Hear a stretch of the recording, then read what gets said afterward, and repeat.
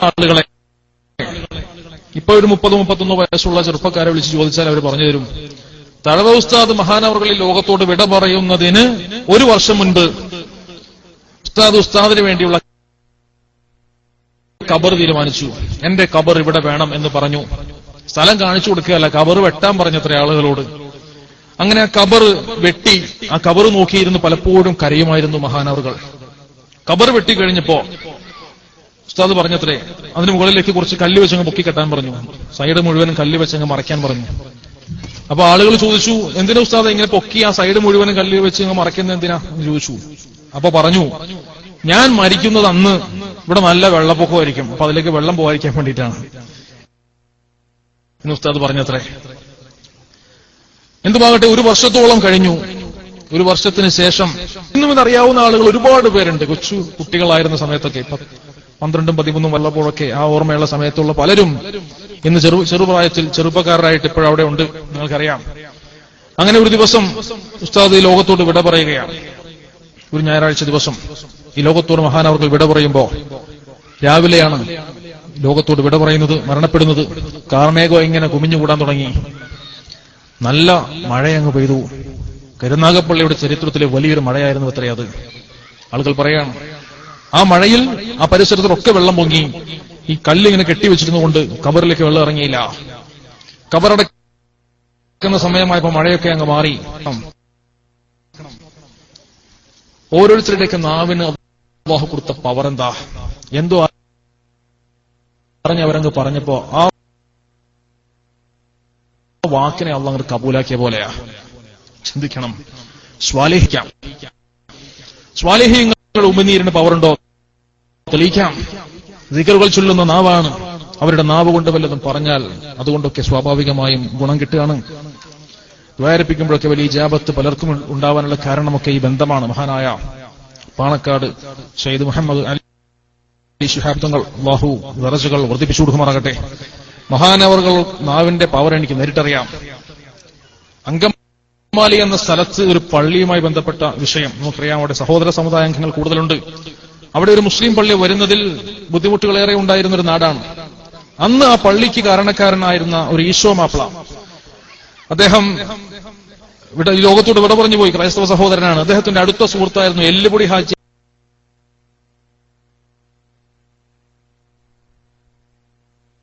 പറയുന്നത്. ഒന്ന് കഴിഞ്ഞ് അള്ളാഹ് അടുത്ത് കൊടുക്കുകയാണ്. അങ്ങനെ ആ പള്ളിയുമായി ബന്ധപ്പെടുത്തി സ്ഥലം കിട്ടാൻ വേണ്ടിയിട്ട് അദ്ദേഹത്തിന്റെ സുഹൃത്തായിരുന്ന ഈശോ മാപ്പിള ഈ സ്ഥലം വാങ്ങുകയും ബദറുദ്ദീൻ ഹാജിക്ക് വിലക്ക് കൈമാറുകയും ബദറുദ്ദീൻ ഹാജി അത് പള്ളിക്ക് വഖഫ് ചെയ്യുകയും ചെയ്തു. അങ്ങനെയാണ് അവിടെ ഒരു പള്ളി വരുന്നത്. അവിടുത്തെ ഖത്തീബ് ബാവ മൗലവി എന്റെ അടുത്ത സുഹൃത്താണ്. അങ്ങനെ അദ്ദേഹം ഒരിക്കൽ എന്നോട് പറയുകയാണ്, ആ പരിസരത്ത് പള്ളിയുമായി ബന്ധപ്പെടുത്തി ചർച്ച വന്നപ്പോൾ പള്ളി പണിയാനായിട്ടുള്ള പണം വേണമല്ലോ. ഞങ്ങൾ ഉടൻ തന്നെ ഇവിടെ നിന്നും പാണക്കാട്ടേക്ക് പോയി. കൊണപ്പനക്കൽ തറവാട്ടിലെത്തിയപ്പോ തങ്ങളവിടെ ഇരിപ്പുണ്ട്. തങ്ങളോട് പറഞ്ഞത്രേ, തങ്ങളെ ഇങ്ങനെ പള്ളിയുമായി ബന്ധപ്പെടുത്തി സ്ഥലം കിട്ടിയിട്ടുണ്ട്, ദ്വാരം നേരണം, കാശിന് വേണ്ടി ഇറങ്ങാണ്. അവിടെ ഇരുന്നുകൊണ്ട് ഒരു തുണിയെടുത്ത് തലയിലേക്ക് ഇട്ടിട്ട് തങ്ങൾ അപ്പോൾ തന്നെ അൽ ഫാത്തിഹ വിളിച്ചു, ദ്വാരം തന്നു. ആ ഒരൊറ്റ പോക്കിൽ തന്നെ നല്ലൊരു ശതമാനം പള്ളി പണിയുമായി ബന്ധപ്പെടുത്തി ഒരു തുക പിരിഞ്ഞു കിട്ടിയ ഒരു വലിയ കറാമത്ത് ഉസ്താദിന്റെ അടുത്ത് പറഞ്ഞിട്ടുണ്ട്. ഇവരുടെയൊക്കെ നാവിനും ദ്വായക്കൊക്കെ വലിയ ജാബത്താണ്. വളരെ ഗൗരവത്തോടെ നാം വിഷയങ്ങൾ മനസ്സിലാക്കണം. സയ്യിദ് തറവാട്ടിൽപ്പെട്ടവർക്ക് അല്ലാഹുവിന്റെ ഹബീബിന്റെ പരമ്പരയാണ്. മഹാനായ താജുൽ ഉലമ സയ്യിദ് അബ്ദുറഹ്മാൻ അൽ ബുഖാരി കുഞ്ഞിക്കോയ തങ്ങൾ അല്ലാഹു ആഫിയത്തോട് ദീർഘായുസ്സ് കൊടുക്കുമാറാകട്ടെ. തങ്ങളെ സംബന്ധിച്ചിടത്തോളം ഞാൻ മനസ്സിലാക്കിയിരിക്കുന്നു, മഹാനവറുകളുടെ പത്നി ഈ ലോകത്തോട് വിട പറഞ്ഞു പോയി. അവർ ജീവിച്ചിരുന്ന കാലഘട്ടത്തിൽ ഒരു അന്യപുരുഷന്റെ ശബ്ദം പോലും കേട്ടിട്ടില്ല. അത്രത്തോളം ഒരു അന്യപുരുഷൻ ഇവരോട് സംസാരിച്ചിട്ടില്ല.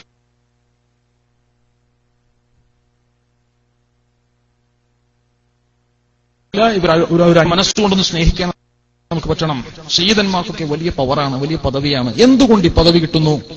സ്വാലിഹീങ്ങൾ, ആലിമീങ്ങൾ, അവരുടെ ദുആക്കൊക്കെ വലിയ ഇജാബത്താണ്. നമ്മുടെ നാവ് പോലെയല്ല ആലിമീങ്ങളുടെ നാവ്. കക്ഷി വ്യത്യാസമില്ലാതെ നമുക്കറിയാം, വിശുദ്ധ ഇസ്ലാം തന്നെ ഇപ്പോ പല പീസാണ്. ഒരു ഭൗതികൻ എന്ന നിലയിൽ സഹോദര സമുദായാംഗങ്ങൾക്ക് മുന്നിൽ വിശുദ്ധ ഇസ്ലാമിനെ പരിചയപ്പെടുത്തുന്നതിൽ എനിക്ക് സംഭവിക്കുന്ന ഏറ്റവും വലിയ നാണക്കേടാണ് കേട്ടോ. വിശുദ്ധ ഇസ്ലാം പല പീസായി മാറിയത്. പലതരത്തിലുള്ള വിശ്വാസങ്ങളാണ്, പലതരത്തിലുള്ള കക്ഷികളാണ്, ഗ്രൂപ്പുകളാണ്.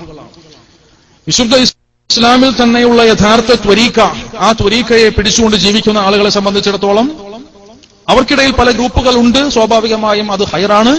പരസ്പരം അനുവദനീയമായ അസൂയ വെച്ചുകൊണ്ട് പല പരിപാടികളും പലരും പ്ലാൻ ചെയ്യുന്നുണ്ട്. അതുകൊണ്ട് ജനങ്ങൾക്ക് വലിയ പ്രയോജനമുണ്ട്. എന്താണെങ്കിലും ഈ വിഷയത്തിൽ കക്ഷിഭേദമില്ലാതെ ആലിമീങ്ങളെ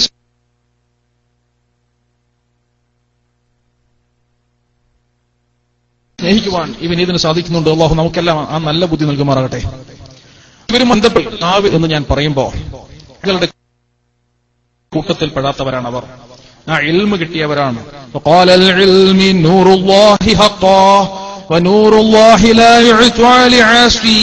അള്ളാഹുവിന്റെ പ്രകാശമാണ് ഇൽമ്. ആ ഭൗതിക വിദ്യാഭ്യാസത്തിനപ്പുറത്തേക്ക് ആത്മീയ വിദ്യാഭ്യാസം ഒരു മനുഷ്യന് നുകരാൻ പറ്റുമ്പോൾ അള്ളാഹുവിന്റെ നൂറ്, ആ പ്രകാശമാണ് അവൻ വഹിച്ചെടുക്കുന്നത്. റബ്ബിന്റെ നൂറ് കിട്ടിയവൻ പിന്നെ പിഴച്ചു പോവില്ലല്ലോ. ആ നൂറ് കിട്ടിയ ആളുകൾ, ഇൽമ് കിട്ടിയവർ, അവർ ഒരിക്കലും പാപികളല്ല. പാപികൾക്ക് അള്ളാഹു കൊടുക്കുകയില്ല. വളരെ ഗൗരവത്തോടെ മനസ്സിലാക്കണം. അതുകൊണ്ട് സ്വാലിഹീങ്ങളെ, ആലിമീങ്ങളെ, മുതആലിമീങ്ങളെ ഒക്കെ സ്നേഹിക്കാൻ നമുക്ക് പറ്റണം. അള്ളാഹുവിന്റെ വിശുദ്ധ മതത്തിന്റെ യഥാർത്ഥ തുരീഖയെ ജീവിതകാലം വരെ പിടിച്ചു നിർത്താൻ നമുക്ക് സാധിക്കണം. റബ്ബ് സുബ്ഹാനഹു വ തആല അവരുടെയൊക്കെ ബറക്കത്ത് കൊണ്ട് നമ്മുടെ നാട്ടിൽ വലിയ നിഅമത്തുകൾ നൽകി അനുഗ്രഹിക്കുമാറാകട്ടെ. പ്രിയപ്പെട്ടവർ ചിന്തിക്കണം. ഇങ്ങനെ ഈ ഖബറിനെ സംബന്ധിക്കുന്ന വിഷയത്തിൽ അഴുകുന്നതിനെ ഖബറടക്കി കഴിഞ്ഞാൽ പ്രിയപ്പെട്ടവരെ മനസ്സിലാക്കണം, ശാസ്ത്രം വെച്ചുകൊണ്ട് മാത്രം എനിക്ക് തെളിയിക്കാം. ഫോറൻസിക് ഡിപ്പാർട്ട്മെന്റ് എന്നൊരു ഡിപ്പാർട്ട്മെന്റ് തന്നെ മെഡിക്കൽ സയൻസിന്റെ കീഴിലുണ്ട്. Forensic department. ഈ ഫോറൻസിക് ഡിപ്പാർട്ട്മെന്റ് എന്ന് വെച്ചാൽ എന്താ?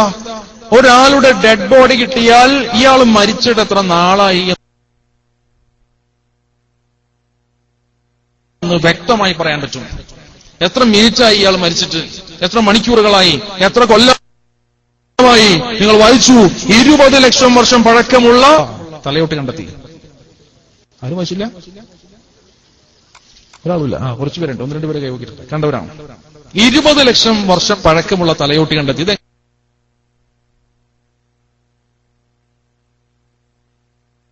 എങ്ങനെ മനസ്സിലായി 20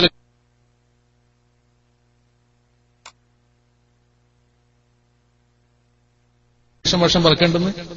എല്ലിൻ കഷ്ണമാണ്, മണ്ണിനടിയിൽ കിടക്കുകയാണ്. എങ്ങനെ കണ്ടു? 20 ലക്ഷം എപ്പോൾക്ക് മുൻപ് മനുഷ്യനുണ്ടെന്നല്ലേ പറഞ്ഞതിന്റെ അർത്ഥം? കുരങ്ങ് രൂപം മാറി മനുഷ്യനായതല്ല എന്ന് അത് വെച്ച് തന്നെ തെളിയിക്കാം. നമ്മുടെ വിഷയം മറ്റൊന്നാണ്. ഒരു മനുഷ്യന്റെ ശരീരഭാഗം കിട്ടിയാലും കാർബൺ ഡേറ്റിംഗ് എന്നറിയപ്പെടുന്ന ടെക്നോളജിയിലൂടെ ഒരു ഫോറൻസിക് സർജന്, ഗവൺമെന്റ് ലെവലിൽ വർക്ക് ചെയ്യുന്ന ഒരു ഫോറൻസിക് സർജൻ സൂപ്രണ്ട് ഓഫ് പോലീസിന്റെ റാങ്കിലാണ്. അതിന് താഴേക്കുള്ള ആളുകൾക്ക് കണ്ടാൽ സല്യൂട്ട് അടിക്കണം. ആ ഫോറൻസിക് സർജന് വളരെ വ്യക്തമായി ഗവേഷണങ്ങളിലൂടെ പറയാൻ പറ്റും ഈ മനുഷ്യൻ മരിച്ചിട്ട് എത്ര സെക്കൻഡായി, എത്ര മിനിറ്റായി, എത്ര കൊല്ലങ്ങളായി, എത്ര നൂറ്റാണ്ടുകൾ കഴിഞ്ഞു പറയാൻ പറ്റും. വ്യക്തമായി ഫോറൻസിക് ഡിപ്പാർട്ട്മെന്റ് തെളിയിക്കുന്നു.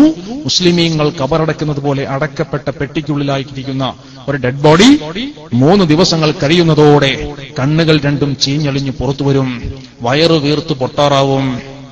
ഇത് രണ്ടും സംഭവിക്കുകയാണ്. വയറ് പൊട്ടിയതും കണ്ണ് പുറത്തു വരുന്നതുമായിട്ടുള്ള സംഭവം കണ്ടാൽ 3 ദിവസം കഴിഞ്ഞ ജനാസയാണെന്ന് ഉറപ്പിക്കാം എന്ന് സയൻസ് പഠിപ്പിക്കുമ്പോൾ അഴുകുന്നതാണൊരു 3 ദിവസം കൊണ്ടും സുഹൃത്തുക്കളെ നമുക്കുള്ള നേത്രം രണ്ടും. വ്യക്തമായി മഹാനായ തഴവ് ഉസ്താദ് പഠിപ്പിക്കുകയാണ്. ഹദീസുകളുടെ പിൻബലത്തോടെ മഹാനവകൾ പഠിപ്പിക്കുന്നു, 3 ദിവസം കഴിഞ്ഞാൽ കണ്ണ് രണ്ടും ചീഞ്ഞളിഞ്ഞ് പുറത്തുവരും, വയറ് വീർത്ത് പൊട്ടാറാവും. റൂഹ് പീഡിപ്പിക്കപ്പെടുന്ന സമയമാണ് കേട്ടോ ഇതൊക്കെ.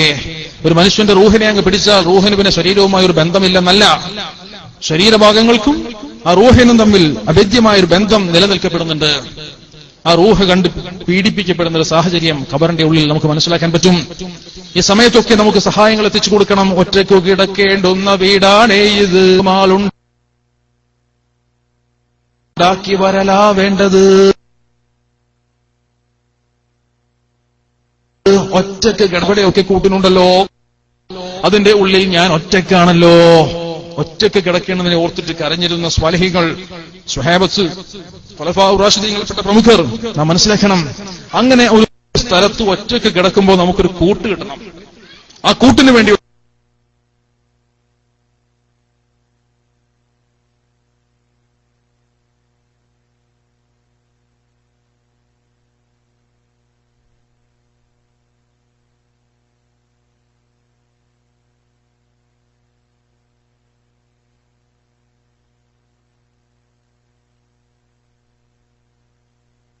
പണിയെടുക്കണം. ചെയ്യും പറയണം, ഒരു ഫാത്തിഹ ഓതിയിട്ട് ഹദിയ ചെയ്യണം. അല്ലാഹുവിന്റെ വിശുദ്ധ കലാമാണ്, അത് ഊർജ്ജ രൂപമാണ്. ഒരു പർവ്വതത്തെ പോലും തകർക്കാൻ പറ്റുന്ന ഊർജ്ജ രൂപമാണ്, എനർജി പാക്കറ്റാണ്. ഊർജ്ജം ഒരിക്കലും നശിപ്പിക്കാൻ പറ്റില്ല. That will be converted into another form. മാറിയേ പറ്റൂ, മറ്റൊരു രൂപത്തിലേക്ക് മാറിയേ പറ്റൂ. ഖബറിലേക്ക് ഉദ്ദേശിക്കുന്ന വ്യക്തിയിലേക്ക് അത് എത്തിച്ചേരും എന്നതിന് ശാസ്ത്രീയ അടിത്തറയുമുണ്ട്. എന്റെ പ്രിയപ്പെട്ടവർ മനസ്സിലാക്കണം. അങ്ങനെ എന്റെ ഖബറിനടുത്ത് വന്നിട്ട് ഒരു സലാം പറയാൻ, ഒരു ഫാത്തിഹ ഓതാൻ, ഇഖ്ലാസ് ഓതി, മുഅവ്വിദത്തൈനി ഓതി, ആയത്തുൽ കുർസി ഓതിയിട്ട് ഇതിന്റെ സവാബിനെ നീ ഈ സഹോദരന്റെ ഖബറിലേക്ക് കൊടുക്കണേ അല്ലാഹ് എന്ന് ദുആ അരക്കാൻ പറ്റുന്ന ഒരു ഗ്രൂപ്പിനെ നമുക്കുണ്ടാക്കണം. ഈ പ്രോഗ്രാമിന്റെ ഓർഗനൈസിംഗ് കമ്മിറ്റി മെമ്പേഴ്സ് വലിയ സന്തോഷത്തോട് കൂട്ടിയിട്ട് ഞാൻ അവരെ അഭിനന്ദിക്കുകയാണ്. ഹാപ്പി ഹെൽപ്പ് എന്ന പേരിൽ അവനവനെ സഹായിക്കുക എന്നതാണ് സഹായിക്കുക എന്നതിന്റെ ഉദ്ദേശം. Help yourself by helping others. മറ്റുള്ളവരെ സഹായിച്ചുകൊണ്ട് നിങ്ങൾ നിങ്ങളെ സഹായിക്കുക. Happy help. അങ്ങനെ വരുമ്പോൾ ഈ ഹെൽപ്പ് എന്നുള്ളത് ഹാപ്പിയായി മാറും. മറ്റുള്ളവരെ സഹായിക്കുന്നതിലൂടെ നിങ്ങൾ നിങ്ങളെ തന്നെ സഹായിക്കലാണ്. മറ്റുള്ളവരെ സഹായിക്കുന്നതിലൂടെ നിങ്ങളുടെ ആഖിറം സംരക്ഷിക്കാനുള്ള സഹായം നിങ്ങൾക്ക് കിട്ടുകയാണ്. അപ്പൊ ഹെൽപ്പ് ഹാപ്പിയാവും. ഹാപ്പി ഹെൽപ്പിന്റെ നേതൃത്വത്തിൽ അതിന്റെ സംഘാടകരായ 35ഓളം വരുന്ന യുവാക്കളുണ്ടെന്ന് ഞാൻ കേട്ടു. വലിയ സന്തോഷം. റബ്ബ് സുബ്ഹാനഹു വ തആല ഒരു മനുഷ്യന് നൽകുന്ന അനുഗ്രഹങ്ങളിൽപ്പെട്ട ഒന്നാണ് അവന് നൽകപ്പെട്ടിരിക്കുന്ന ആരോഗ്യം, മറ്റൊന്നാണ് അവന് നൽകപ്പെട്ടിരിക്കുന്ന സമയം. തസ്ബിഹത്തു വൽ ഫറാഹ്. ഇത് രണ്ടും ഉപയോഗപ്പെടുത്തുവാൻ അവസരം കിട്ടിയ ഒരു ഗ്രൂപ്പ് ഇവിടെ ഉണ്ട്. ഞാനൊന്ന് വെറുതെ ചോദിക്കട്ടെ പ്രിയപ്പെട്ടവരെ, ഈ പ്രോഗ്രാമിന് വേണ്ടിയിട്ട് ഇവിടെ ആളുകളെ കൂട്ടാൻ വേണ്ടി നോട്ടീസ് അടിച്ചവർ, പ്രചരണത്തിന് പോയവർ, പന്തലിട്ടവർ, കസേര നിർത്തിയവർ, സാമ്പത്തിക സഹായങ്ങൾ ചെയ്തവർ ഒക്കെ ഉണ്ടല്ലോ.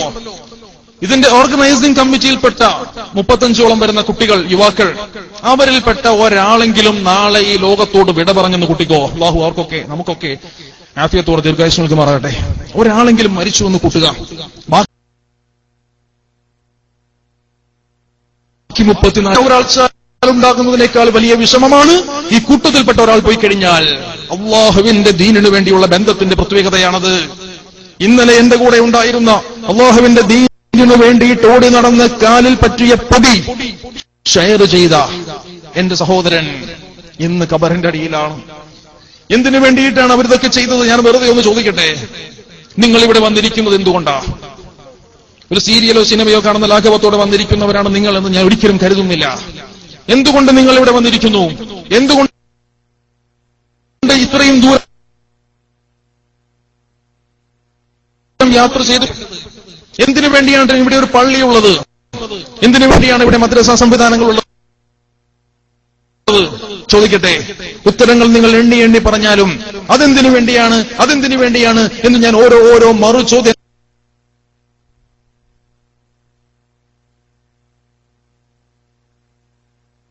അങ്ങോട്ട് ചോദിച്ചുകൊണ്ട് പോയി എന്നതുകൊണ്ടാണ് ഇത്തരത്തിലുള്ള സംവിധാനങ്ങളൊക്കെ ഇവിടെ നടപ്പിലാക്കപ്പെട്ടിരിക്കുന്നത്. മരിക്കുമെന്ന ഉറപ്പില്ലാത്തൊരു മനുഷ്യനും ഇവിടെയില്ല. മരിക്കില്ല എന്ന സങ്കൂറ്റമുള്ള ഒരു മനുഷ്യനും ഈ കൂട്ടത്തിലില്ല. മരിക്കുമെന്ന ഉറപ്പുള്ളത് കൊണ്ട്, മരിച്ചു കഴിഞ്ഞാൽ എന്തെങ്കിലുമൊക്കെ എനിക്ക് എന്റെ കൂട്ടത്തിലുള്ളവരെ കൊണ്ട് കിട്ടണമെന്നുള്ളത് കൊണ്ട്, ഞാൻ ചെയ്തു വെക്കുന്ന കാര്യങ്ങൾക്കൊക്കെ അവിടെ സവാബ് കിട്ടണമെന്നുള്ളത് കൊണ്ട് മാത്രമല്ലേ ഇത്തരത്തിലുള്ള പ്രോഗ്രാംസ് ഒക്കെ സംഘടിക്കപ്പെട്ടിട്ടുള്ളത്. എങ്കിൽ ഉറപ്പാണ് ആ 35ൽപ്പെട്ട ഒരാൾ എങ്ങാനും ലോകത്തോട് വിട പറഞ്ഞാൽ ബാക്കി 34 പേരും കരയുന്ന കണ്ണുകൾ കൊണ്ട് ഖബറിന്റെ ചുറ്റും തടിച്ചുകൂടും. ആ മനുഷ്യന് വേണ്ടിയിട്ട് മഗ്ഫിറത്തിനെ ചോദിക്കും. അവന് വേണ്ടിയിട്ട് അല്ലാഹുവിന്റെ കലാം ഓതിക്കൊണ്ട് അതിന്റെ സവാബിനെ ഹദിയ ചെയ്യും. അവന് വേണ്ടിയിട്ട് നല്ല വേദികൾ ഒരുക്കും. അല്ലാഹുവിന്റെ ഹബീബിന്റെ മദ്ഹുകൾ പറയുന്ന സദസ്സിൽ വെച്ച് ചോദിക്കുന്ന ചോദ്യങ്ങൾ തട്ടപ്പെടുന്നതല്ല. ഹബീബിന്റെ മൗലിദ് ഓതിയിട്ട്, യാസ്മീൻ ഓതിയിട്ട് അവിടെ വെച്ച് ആ മനുഷ്യന്റെ ഖബറിലേക്ക് ഹദിയ ചെയ്യും. നാം എല്ലാവരും വസിയത്താക്കണം. ഞാൻ മരിച്ചു കഴിഞ്ഞാൽ എനിക്ക് വേണ്ടിയിട്ട് 3-ാം ദിവസത്തിലൊക്കെ പ്രത്യേകമായ ബുദ്ധിമുട്ടുകളൊക്കെ ഖബറിൽ അനുഭവിക്കുന്ന സമയമാണ്. അതുകൊണ്ടൊക്കെ ഒരു ഫാത്തിഹ ഓതി, യാസ്മീൻ ഓതി, അല്ലാഹുവിന്റെ ഹബീബിന്റെ മദ്ഹ് പറഞ്ഞ് എനിക്ക് വേണ്ടി കൂടിയിരിക്കുന്ന ആളുകളെയൊക്കെ സന്തോഷിപ്പിക്കണം. എന്റെ കൂട്ടുകുടുംബാദികളൊക്കെ വിളിക്കണം, അയൽവക്കക്കാരെ വിളിക്കണം, എന്റെ മുഹിബ്ബീങ്ങളെയൊക്കെ വിളിച്ചു കൂട്ടണം. അവരെ കൊണ്ട് ഇതൊക്കെ ഓദിച്ചിട്ട് ആമീൻ പറയിക്കണം. വന്നു കൂടുന്നവർക്കൊക്കെ നല്ല ഭക്ഷണം കൊടുക്കണം, സന്തോഷിപ്പിക്കണം. ഇതൊക്കെ നാം വസിയത്താക്കണം കേട്ടോ. ഖബറിന്റെ ഉള്ളിലേക്ക് കിട്ടുന്ന കൂട്ടുകാരാണതെല്ലാം. ഒറ്റയ്ക്ക് കിടക്കേണ്ടുന്ന വീടാണ് ഇത്, കൂട്ടിന്നുമാളുണ്ടാക്കി വരലാവേണ്ടത്. ഞാനിപ്പോൾ ചിന്തിക്കുകയാണ്, എന്റെ ചെറിയ പ്രായത്തിൽ 7 വയസ്സുള്ളപ്പോൾ എന്റെ സ്വന്തം നാട് ശരിക്കും കോട്ടയം ജില്ലയാണ്. സ്ഥലത്തിന്റെ പേര് ഞാനിപ്പോ തൽക്കാലം പറയുന്നില്ല. വേറൊന്നുമല്ല, 18 വയസ്സൊക്കെ ഉള്ള പിള്ളേർ ഇപ്പോഴും നിന്ന് മൂത്രമൊഴിക്കുന്ന സ്ഥലമാണ്. അതുകൊണ്ട് പേര് പറഞ്ഞാൽ ചിലപ്പോൾ അവിടെ നിന്ന് കല്യാണം കഴിച്ച ആൾക്കാരൊക്കെ ഉണ്ടെങ്കിൽ അതിനും ബില്ലടങ്ങിയാറാണ്. കാരണമുണ്ട്. എന്തെന്നറിയുമോ, ഞാൻ വെറും 5 വർഷമാണ് എന്റെ നാട്ടിലുണ്ടായിട്ടുള്ളൂ. കൂടുതൽ വർഷങ്ങളും എറണാകുളം ജില്ലയിലായിരുന്നു. ഒരു ദിവസം ഞാൻ നാട്ടിൽ ചെന്നപ്പോ അവിടെ ഒരു മനുഷ്യൻ എന്നെ വിളിച്ചിട്ട് പറയാണ്, റിയാസെ, ഒരു സംഭവം ഉണ്ടായി കഴിഞ്ഞ ദിവസം. എന്താ സംഭവം എന്നറിയോ? സംഭവം ഇതാണ്. അന്ന് മദ്രസയില് സദർ ഉസ്താദ് എന്തോ തിരക്കുണ്ടായിരുന്ന കാരണം അന്ന് എടുക്കേണ്ട പാഠങ്ങൾ അവിടുത്തെ മുഅദ്ദിനെ ഏൽപ്പിച്ചു, മുക്രയിക്കാൻ ഏൽപ്പിച്ചു. മുക്രയിക്കാന്ന് നടക്കി വിളിക്കുക. അപ്പൊ കയ്യിലിരുന്ന്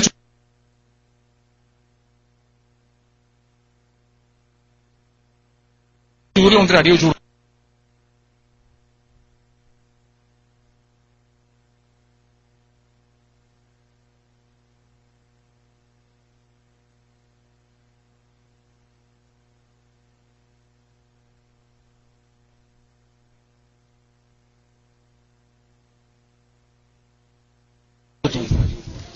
അപ്പൊ ഉസ്താദ് അടിക്കേണ്ടടുത്ത് മുഅദ്ദിൻ അടിച്ചല്ലോ. അപ്പൊ കുട്ടിക്ക് ഇഷ്ടപ്പെടാം. ഇന്ദ്രങ്ങളെ ബഹുമാനിക്കുന്നവർക്ക് തീർച്ചയായും പള്ളിയിൽ വാങ്ക് കൊടുക്കുന്ന മുഅദ്ദിനെ ബഹുമാനിക്കാതിരിക്കാൻ പറ്റില്ല. ഒരു മനുഷ്യനും വാങ്കിന് വേണ്ടിയിട്ട് വുളൂ ചെയ്ത് തലയും മറച്ചുകൊണ്ട് റബ്ബിന്റെ കരം സ്പർശിച്ച ആ മനുഷ്യനെ ബഹുമാനിക്കാതിരിക്കാൻ പടുജാഹിലുകൾക്കല്ലേ സാധിക്കൂ? ചിന്തിക്കണം. പിള്ളേര് നല്ല ഇടിയിടിച്ച് മുക്രയ്ക്ക് അവിടെ നിന്ന് രാജിവെച്ച് പോയി, വന്ന വഴിക്ക് ഇവനെ പോയ വഴിക്ക് പുല്ല് മുളയ്ക്കൂല, അവിടെ സ്ഥലം വിട്ടു കളഞ്ഞു. ഞാൻ ചെന്നപ്പോ വലിയ അഭിമാനത്തോട് കൂടിയിട്ട് പിതാവ് പറയാണ്, നമ്മുടെ അല്ലേ മക്കള്, മുക്രീക്ക മൂപ്പര അടിച്ചു, അവൻ അടിച്ചപ്പോ എന്ത് വെച്ചി, പിള്ളേരല്ലേ അവരെല്ലാവരും കൂടിയിട്ട് മൂപ്പര നല്ല ഇടി കൊടുത്ത് പറഞ്ഞു വിട്ടിട്ടുണ്ട്, ഇനി ഇങ്ങോട്ട് വരൂലാത്രേ. എന്തൊരു സന്തോഷം നോക്കി. പിള്ളേരെ മദ്രസയിലും വിടണ്ട, ഇത്ര സന്തോഷം. നിങ്ങൾ മനസ്സിലാക്കിക്കോ, 18 വയസ്സായിട്ടും നിന്ന് മൂത്രമൊഴിക്കുന്ന മക്കളുള്ള നാട്, മകരിബിന്റെ ബാങ്ക് കൊടുക്കുമ്പോഴും പുഴയിറമ്പിലിരുന്നു കൊണ്ട് ചീട്ട് കളിക്കുന്ന മുസ്ലിം മക്കളുടെ നാട്. ചിന്തിക്കണം. റബ്ബ് സുബ്ഹാനഹു വ തആല അനുഗ്രഹങ്ങൾ എടുത്തു കളഞ്ഞിരിക്കുകയാണ്. ചെറിയ ജനസംഖ്യയെ അവിടെ ഉള്ളൂ, 80ഓളം കുടുംബങ്ങൾ മാത്രമേ ഉള്ളൂ.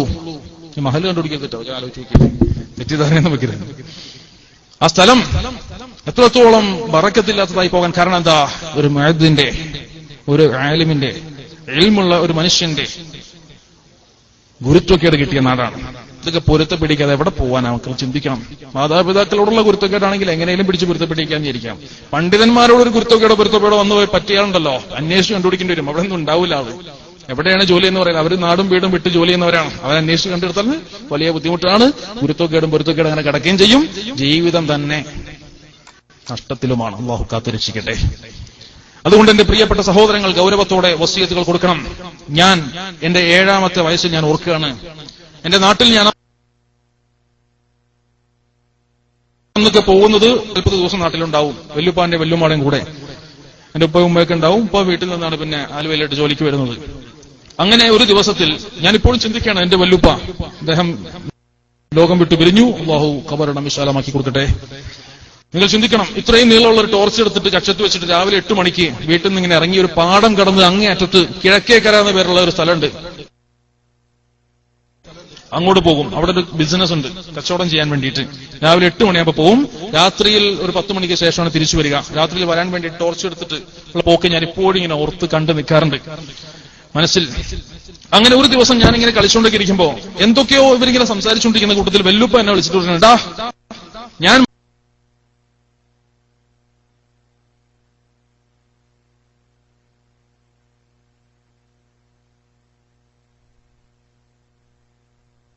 മരിച്ചിങ്ങനെ പോയി കഴിഞ്ഞ് പോയി ജുമയ്ക്ക് പോകാൻ വേണ്ടിയിട്ട് തയ്യാറായി. ഒരു 12 മണിയോടെ ഞാൻ എന്റെ ബൈക്കിൽ പള്ളിയിലേക്ക് ഇങ്ങനെ പോയിക്കൊണ്ടിരിക്കുമ്പോ, ഒരു 3 കിലോമീറ്റർ അകലെയാണ് പള്ളിയുള്ളത്. പള്ളിയിലേക്ക് ഞാനിങ്ങനെ ബൈക്കിൽ പോയിക്കൊണ്ടിരിക്കുമ്പോൾ എന്റെ മനസ്സിൽ എന്തൊക്കെയോ ഇങ്ങനെ എനിക്ക് വെല്ലുപ്പാനെ കാണണം എന്ന് വല്ലാത്തൊരു ആഗ്രഹം വെറുതെ അങ്ങ് വരികയാണ്. 2 മാസത്തോളമായി പിന്നെ ഞാൻ നാട്ടിലോട്ട് പോയിട്ട് സുഖമില്ലാതെ കിടക്കുകയായിരുന്നു, തിരക്കൊണ്ട് പോകാൻ പറ്റിയിട്ടില്ല. 2 മാസത്തോളമായിട്ടുണ്ട്, പോകാൻ പറ്റിയിട്ടില്ല. ആ സമയത്ത് വെറുതെ മനസ്സിലൊരു തോന്നലാണ്, എന്തൊന്ന് പോയി കാണാം. അങ്ങനെ എന്റെ വളരെ പ്രിയപ്പെട്ട സുഹൃത്ത് ഒരു ആരിഫ് സ്വാഹിബുണ്ട്, അദ്ദേഹത്തോട് പറഞ്ഞു, നമുക്ക് ജുമ കഴിഞ്ഞിട്ട് ഒന്ന് നേരെ നാട്ടിൽ പോണം എന്ന് പറഞ്ഞു. കുറച്ചും കാത്ത അറിയാണ്ട് ഇപ്പൊ പേര് പറഞ്ഞു, തന്നെ നാടിന്റെ പേര്, നാട്ടിൽ പോകണമെന്ന് പറഞ്ഞു. അപ്പൊ ശരി പോകാം എന്നിങ്ങനെ പറഞ്ഞ് ജുമ കഴിഞ്ഞ ഉടനെ ഞങ്ങൾ ആ ബൈക്കിൽ തന്നെ അവിടെ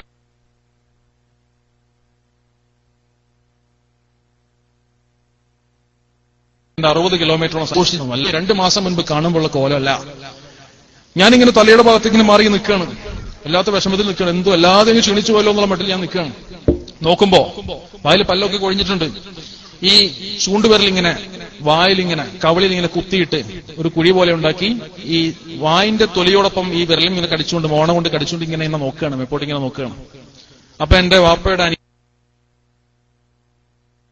അനിയന്റെ ഭാര്യ അവിടെ ഉണ്ട്, എളീമ. അവർ പറയാണ്, നീ കുറച്ച് വെള്ളം കൊടുക്കുന്നു പറഞ്ഞു. അപ്പൊ ഒരു ഗ്ലാസ്സിൽ കട്ടൻ ചായ തിളപ്പിച്ച് വെച്ചിട്ടുണ്ട്, കൊടുക്കുമോ എന്ന് പറഞ്ഞു. അപ്പൊ ഞാനിങ്ങനെ സ്പൂണിൽ കോരിയെടുത്തിട്ട് വായിലേക്ക് കുഴിച്ചു കൊടുത്തു. അതിങ്ങനെ കുടിച്ചു. പിന്നെ എന്നെ നോക്കും, കണ്ണിൽ ഇങ്ങനെ വെള്ളം വരും. ഒന്നും മിണ്ടാൻ പറ്റാതെ ഇവിടെ ഒരു മുഴയൊക്കെ ഇങ്ങനെ വന്നിരിക്കുകയാണ്. എനിക്ക് വല്ലാത്ത വിഷമായി. ഞാൻ ഉടനെ തന്നെ പള്ളിയിലോട്ട് ചെന്നു. ഉസ്താദിനോട് പറഞ്ഞു, ഉസ്താദെ ഇങ്ങനെ വല്ലാത്ത വിഷമം ഉണ്ടാകണ്ടല്ലോ എന്ന് ചോദിച്ചപ്പോൾ പറഞ്ഞു, കുഴപ്പമില്ല, നീ അവിടെ പോയിരുന്നിട്ട് സൂറത്ത് റഅദ് ഓത്, സൂറത്ത് യാസീനൊക്കെ ഓതിക്കോ, കുഴപ്പമില്ല, അതൊക്കെ ഭേദമായിക്കോളും. ഇങ്ങനെ ആശ്വസിപ്പിച്ച് എന്നെ വിടുകയും ചെയ്തു. എന്തോ ആകട്ടെ, അന്ന് ഇശാ നിസ്കാരത്തിന്റെ സമയവും കഴിഞ്ഞ് പിന്നീട് ഒരല്പം കൂടി അങ്ങ് പിന്നിട്ടപ്പോൾ വല്ലാത്തൊരവസ്ഥയിലേക്ക് ഹാല് മറിയുകയാണ്. അന്ന് തിരിച്ചു പോവേണ്ട ഞാൻ അന്ന് പോയില്ല. ബൈക്കിന് വന്ന ഞാൻ ഈ അവസ്ഥ കണ്ടതോടെ എന്റെ സുഹൃത്തിനോട് പറഞ്ഞു, നിങ്ങളെ ഞാൻ ബസ് വെച്ച് ഏതാണ്ട് കുറെ വൈകി കഴിഞ്ഞപ്പോ പല ആളുകൾ ഇങ്ങനെ വരാൻ പോവുകയൊക്കെ ചെയ്യുന്നുണ്ട്, സംശയങ്ങളൊക്കെ അടുത്തിട്ടുണ്ട്. അങ്ങനെ അങ്ങ് ആള് മറിയാൻ തുടങ്ങി, കണ്ണങ്ങ് മറിയാൻ തുടങ്ങി. കാല് രണ്ടും ഒരുപാട് നാളുകളായി ഇങ്ങനെ കിടന്നതുകൊണ്ട് കാലൊക്കെ ഇങ്ങനെ മടങ്ങിയിരിക്കുകയാണ്, നിവർത്താൻ പറ്റാത്ത കോലത്തിലേക്ക് മടങ്ങിയിരിക്കുകയാണ്. നടക്കാനൊക്കെ ബുദ്ധിമുട്ടായിരുന്നു ആ സമയത്തൊക്കെ. ഞാനവിടെ ഉണ്ടായിരുന്നത് കൊണ്ട് ചൂടുവെള്ളം കൊണ്ട് കാലിന്റെ ജംഗ്ഷൻ ആ ജോയിന്റിലൊക്കെ ചൂടുവെള്ളം കൊണ്ട് പതുക്കെ ജോയിന്റ് ചൂടാക്കി കാല് നിവർത്തിയെടുത്തു. മിനിറ്റുകൾ കഴിഞ്ഞാൽ പിന്നെ രക്ഷയില്ല. മരണപ്പെട്ട് മിനിറ്റുകൾ കഴിഞ്ഞാൽ പിന്നെ വലിച്ചു നിവർത്തി കഴിഞ്ഞാൽ കാലൊടിഞ്ഞു പോവും. അങ്ങനെ പതുക്കെ നിവർത്തിയെടുത്തു. 2 മണിക്കൂറോളം സമയമെടുത്തുകൊണ്ട് കാലൊക്കെ നിവർത്തി റൂഹ് പിരിയപ്പെട്ടു. ദിക്ർ ചൊല്ലിക്കൊടുത്തു. സന്തോഷത്തോടെ ലോകം വിട്ടു. അല്ലാഹു അക്ബറുടെ വിശാലമാകട്ടെ. ഞാനിപ്പോഴും ചിന്തിക്കുകയാണ്, അങ്ങനെ വെല്ലുപ്പാൻ അവിടെ നിന്നും ഡ്രസ് ക്ലീൻ ചെയ്തു, നീറ്റാക്കി, മുൻവശത്തെ റൂമിലേക്ക് മാറ്റി, പടിഞ്ഞാട്ട് ചരിച്ചു കിടത്തിയിട്ട് ഒരു ഫാനും വെച്ചു കൊടുത്തു. 4 കാലിലും കട്ടിലിന്റെ 4 കാലിന്റെ അടിയിലും പാത്രം വെച്ച് അതിലേക്ക് വെള്ളമൊഴിച്ചു. ഒരു ഉറുമ്പ് പോലും വന്ന് കയറാത്ത രീതിയിലേക്ക്, ഒരു ഈച്ച പോലും വന്നിരിക്കാൻ അവസരം കൊടുക്കാതെ ചെറിയൊരു ടേബിൾ ഫാൻ ഓൺ ചെയ്ത് വെച്ചു കൊടുത്തു. അങ്ങനെ ആ അടുത്തിരുന്നു കൊണ്ട് സൂറത്ത് യാസീൻ ഹൈറിന്റെ വചനമാണ്, റഹ്മത്തിന്റെ മലക്കുകൾ ഇറങ്ങുകയാണ് അള്ളാഹുവിന്റെ കലാം ഉച്ചരിക്കുമ്പോൾ. ആ സദസ്സിൽ അവിടെ ഇരുന്നു കൊണ്ട് ഏറ്റവും ആദ്യം യാസീൻ വിനീതനാണ്. ഞാൻ ചിന്തിച്ചു പോകണം, ഉച്ചയ്ക്ക് പോകണമെന്ന് തോന്നൽ പോലും പിടിച്ചു വലിച്ചതുപോലെ തോന്നുകയാണ്. അല്ലാഹു അക്ബറുടെ വിശാലമാക്കി കൊടുക്കട്ടെ. മുഅ്മിനീങ്ങൾ സ്വാലിഹീങ്ങളായ നിങ്ങളുടെ ആമീൻ ഇപ്പോൾ അവിടെ എത്തുന്നുണ്ട് എന്ന് വിശുദ്ധ ഇസ്ലാം പഠിപ്പിക്കുന്നു. അല്ലാഹു അക്ബറുടെ വിശാലമാക്കി കൊടുക്കട്ടെ. പ്രിയപ്പെട്ടവർ ചിന്തിക്കണം, കൊടുക്കുന്ന വസിയത്തുകൾ ഉള്ളിൽ തട്ടി കൊടുത്തോ നടപ്പിലാക്കാൻ പറ്റിയ ആളുകളെ അല്ലാഹു ഈ ഭൂലോകത്ത് നിയമിക്കും. പ്രായം പരിഗണിച്ചുകൊണ്ട് നിങ്ങൾ ഒരു വൃദ്ധനെ ബഹുമാനിച്ചാൽ, നിങ്ങൾ പ്രായമാകുമ്പോൾ നിങ്ങളെ ബഹുമാനിക്കാൻ വേണ്ടി ഒരാളെ ഇവിടെ ഏർപ്പാടാക്കൽ അല്ലാഹുവിന്റെ ബാധ്യതയാണ്. അത്രത്തോളം നീതിമാനാണ് റബ്ബ്. History will be repeated. ചരിത്രം ആവർത്തിക്കപ്പെടും. കൊടുക്കേണ്ടതൊക്കെ കൊടുക്കണം, എങ്കിലേ നമുക്കും കിട്ടുകയുള്ളൂ. വല്ലാത്ത ലോകമാണ് കേട്ടോ ഖബർ. പോയി കണ്ട് കാര്യങ്ങൾ അറിഞ്ഞാൽ പിന്നെ തിരിച്ചു വരാനുള്ള സമയമില്ല. യഥാർത്ഥ വിശ്വാസി അന്ധവിശ്വാസിയാണ്. ഘട്ടത്തിൽ ജീവിക്കുന്ന ഒരു മനുഷ്യൻ ഹബീബിനെ കണ്ടിട്ടില്ല സ്വല്ലല്ലാഹു അലൈഹി വസല്ലം, സ്വർഗം കണ്ടിട്ടില്ല, നരകം കണ്ടിട്ടില്ല. ഇതൊക്കെ ഉണ്ടെന്നും ഖബറിൽ ശിക്ഷകൾ ഉണ്ടെന്നും ഒക്കെ കേട്ടിട്ടേയുള്ളൂ, കാണാതെ വിശ്വസിക്കുകയാണ്. യഥാർത്ഥ മുഅ്മിൻ അന്ധവിശ്വാസിയാണ്. എന്റെ പ്രിയപ്പെട്ടവർ മനസ്സിലാക്കണം, ആ ലോകത്തെ തൊട്ടൊന്ന് രക്ഷപ്പെടാനുള്ള വകുപ്പ് എന്താ? വസിയത്തുകൾ കൊടുത്തോളൂ. അമലുകൾ കൊണ്ട് രക്ഷപ്പെടാനുള്ള അമലുകൾ നമ്മുടെ കയ്യിലുണ്ടോ? നമ്മുടെ പ്രിയപ്പെട്ടവർ ചൊല്ലുന്ന ഓതുന്ന ഫാത്തിഹായും ഇഖ്ലാസും മുഅവ്വിദതൈനിയും യാസീനും വിശുദ്ധ ഖുർആനും മൗലിദുകളും ഒക്കെ മഹത് വചനങ്ങളാണ്. ഇതിന്റെയൊക്കെ സവാബ് നമുക്ക് കിട്ടാൻ പറ്റിയ ഗ്രൂപ്പിനെ ഉണ്ടാക്കണം.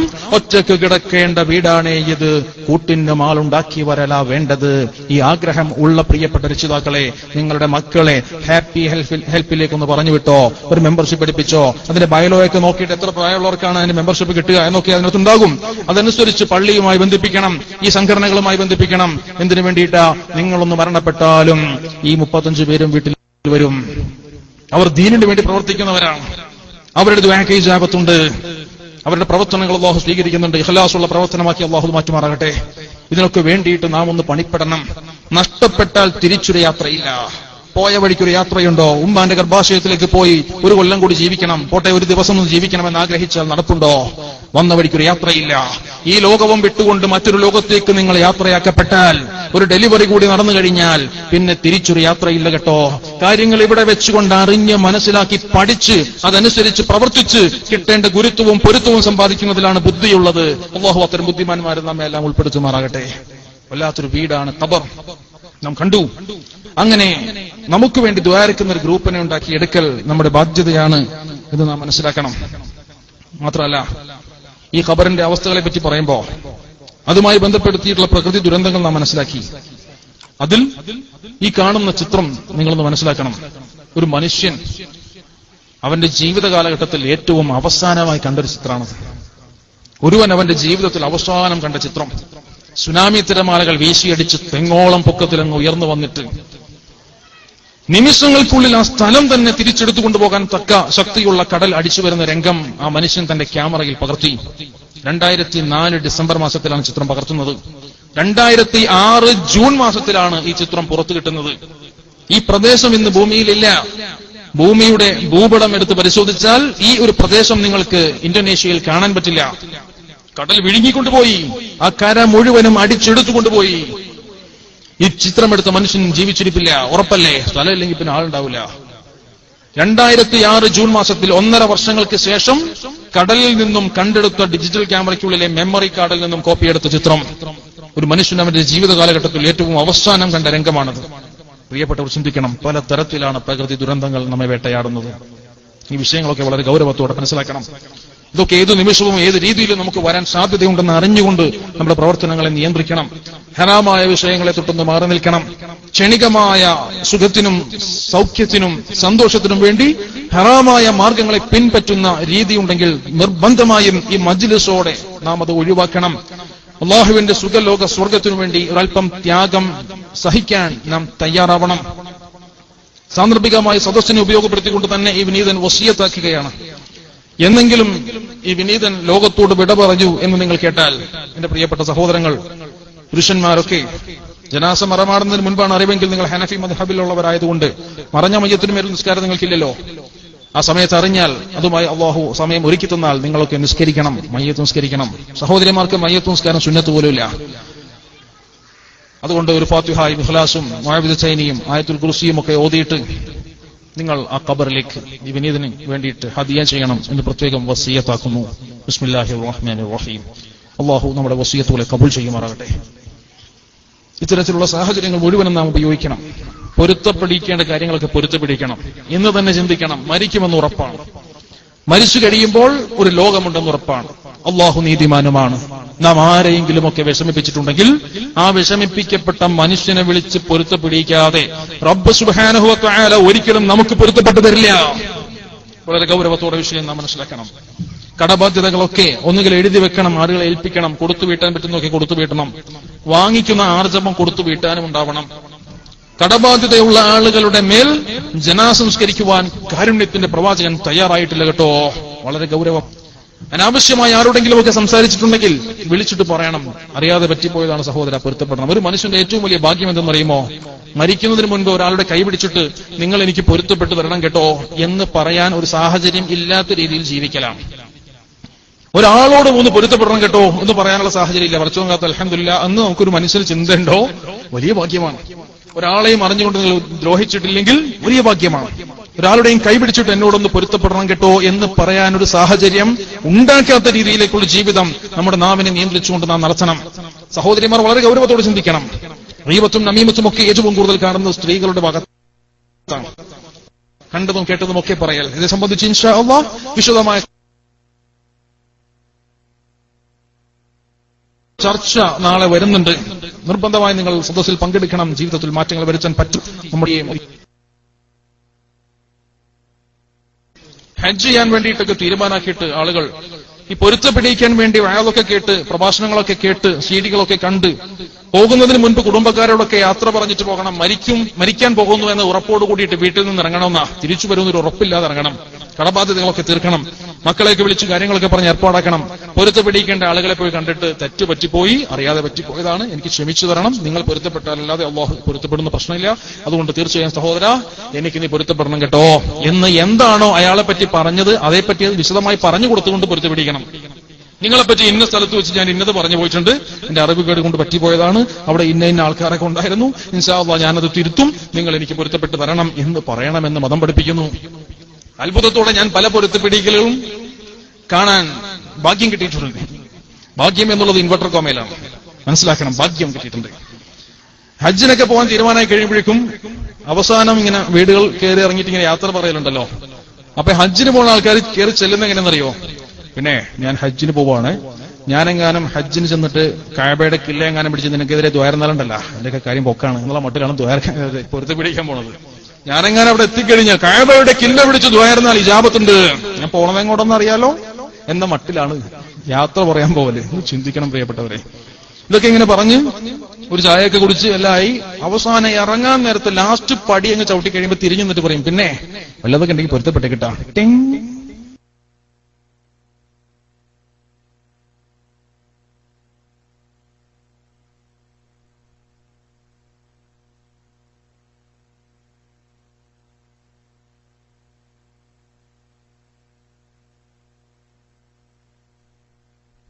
അല്ല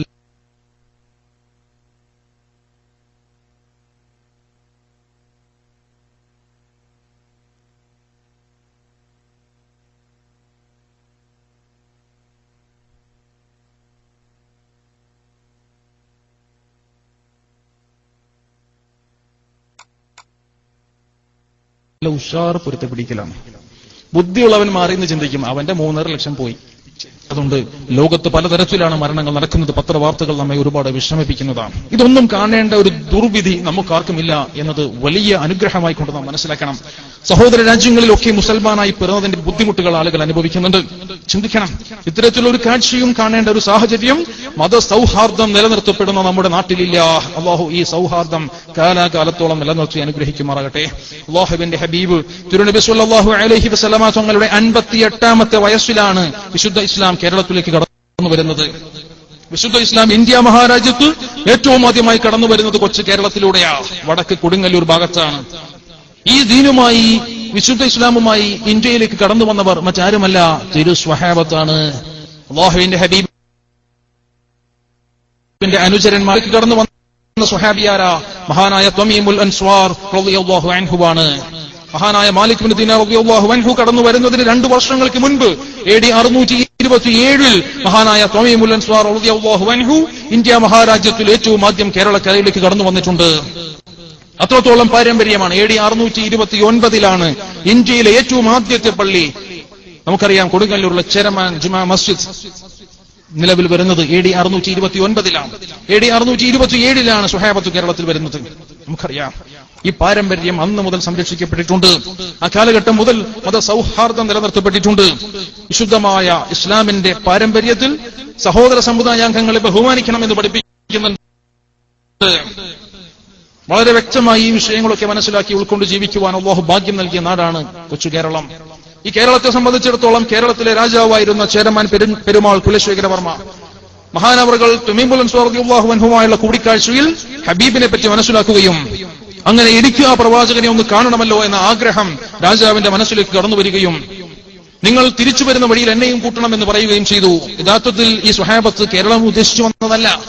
അവർ ശ്രീലങ്കയിലുള്ള ആദം മല സന്ദർശിക്കാൻ വേണ്ടി പോയതാണ്. ബറക്കത്തെടുക്കാൻ വേണ്ടി ആദം മലയിലേക്ക് പോയ പോക്കാണ് ചരിത്രം സാക്ഷ്യപ്പെടുത്തുന്നു. ആ ആദം മല സന്ദർശിച്ച് തിരിച്ചു വരുന്ന വഴിയിൽ ഈ ആദം മലയെ സംബന്ധിച്ച് ഒരുപാട് എനിക്ക് പറയാനുണ്ട്. ഇതേ ആദം മല മഹാനായ ആദം അലൈഹിസ്സലാം ഇറങ്ങിയതായി വിശ്വസിക്കപ്പെടുന്ന ശ്രീലങ്കയിലുള്ള ആദം മല, ഇതേ സ്ഥലം സഹോദര സമുദായാംഗങ്ങൾ ഹൈന്ദവ സഹോദരങ്ങൾ പോകുന്നുണ്ട്. അവിടെ ഈ സ്ഥലം സന്ദർശിക്കുന്നുണ്ട്. അവിടെ മഹാനായ ആദം അലൈഹിസ്സലാമിന് കാൽപ്പാടുണ്ടെന്ന് വിശ്വസിക്കുന്നു. ക്രൈസ്തവ സഹോദരങ്ങൾ അവിടെ വരുന്നുണ്ട്. ആദം പ്രവാചകന്റെ കാൽപ്പാടാണ്. മുസ്ലിമീങ്ങൾ അവിടെ എത്തുന്നുണ്ട്, ബറക്കത്തെടുക്കുന്നുണ്ട്. മഹാനായ ആദം അലൈഹിസ്സലാമിന്റെ കാൽപ്പാടാണ്. സുഹാബത്തൊക്കെ പോയിട്ടുണ്ട്. തമീമുൽ അൻസ്വാർ റളിയല്ലാഹു അൻഹു 12ഓളം സുഹാബത്തിന്റെ കൂട്ടത്തിൽ ഈ ആദം മല സന്ദർശിച്ചത് AD 627 ഇബ്നു ബത്തൂത്ത പോലെയുള്ള ആളുകളുടെ ചരിത്ര അവലോകനത്തിൽ നമുക്കിതൊക്കെ വിശദമായി കാണാൻ പറ്റും. അങ്ങനെ ഈ വിഷയവുമായി ബന്ധപ്പെടുത്തിക്കൊണ്ട് നാം മനസ്സിലാക്കിയാൽ ഇതേ സ്ഥലത്ത് ഹൈന്ദവ സഹോദരങ്ങൾ പോകുന്നുണ്ട്. അവർ ഈ പാദം സന്ദർശിക്കുന്നു, അവർ അതിനെ ആരാധിക്കുന്നു. ക്രൈസ്തവ സഹോദരങ്ങൾ പോകുന്നു, അവർ അതിനെ ആരാധിക്കുന്നു. ഹൈന്ദവ സഹോദരങ്ങൾ ഈ സ്ഥലത്തിന് ഈ കാൽപാദത്തിന് കൊടുക്കുന്ന പേരാണ് ശിവനടിപാദം. മഹാനായ ആദം അലൈഹിസ്സലാമിന്റെ കാൽപാദമാണെന്ന് മുസ്ലിമീങ്ങൾ വിശ്വസിക്കുന്നു. ആദം പ്രവാചകന്റെ കാൽപാദമാണെന്ന് ക്രൈസ്തവർ വിശ്വസിക്കുന്നു. ശിവനടിപാദം എന്ന് ഹൈന്ദവർ വിശ്വസിക്കുന്നു. ശ്രീപാദം എന്ന് ബുദ്ധമതക്കാർ വിശ്വസിക്കുന്നു. എല്ലാവരും ഇവിടെ വരുന്നുണ്ട്, എല്ലാവരും സന്ദർശിക്കുന്നുണ്ട്. ബാക്കി എല്ലാവരും ആരാധിക്കുന്നു. മുസ്ലിമീങ്ങൾ ആദരിക്കുന്നു, ബഹുമാനിക്കുന്നു. നമുക്ക് കണ്ടെത്താൻ പറ്റും. ബറക്കത്തെടുക്കാൻ സ്വഹാബത്ത് പോലും അവിടെ പോയിട്ടുണ്ട്. വളരെ ഗൗരവമുള്ള ചർച്ചകൾ വരുമ്പോൾ എല്ലാവരും ഒരു പോയിന്റിൽ തന്നെ വരുന്നു എന്നതിൽ എന്തോ കാരണമുണ്ടല്ലോ. ഒരു ആദ്യ പ്രവാചകനും ആദ്യ മാതാവും, ഒരു ആദ്യ പിതാവും ആദ്യ മാതാവും ഉണ്ടെന്നുള്ള സങ്കല്പം ഇല്ലാത്ത ഒരു മതവും ലോക ചരിത്രത്തിലില്ല.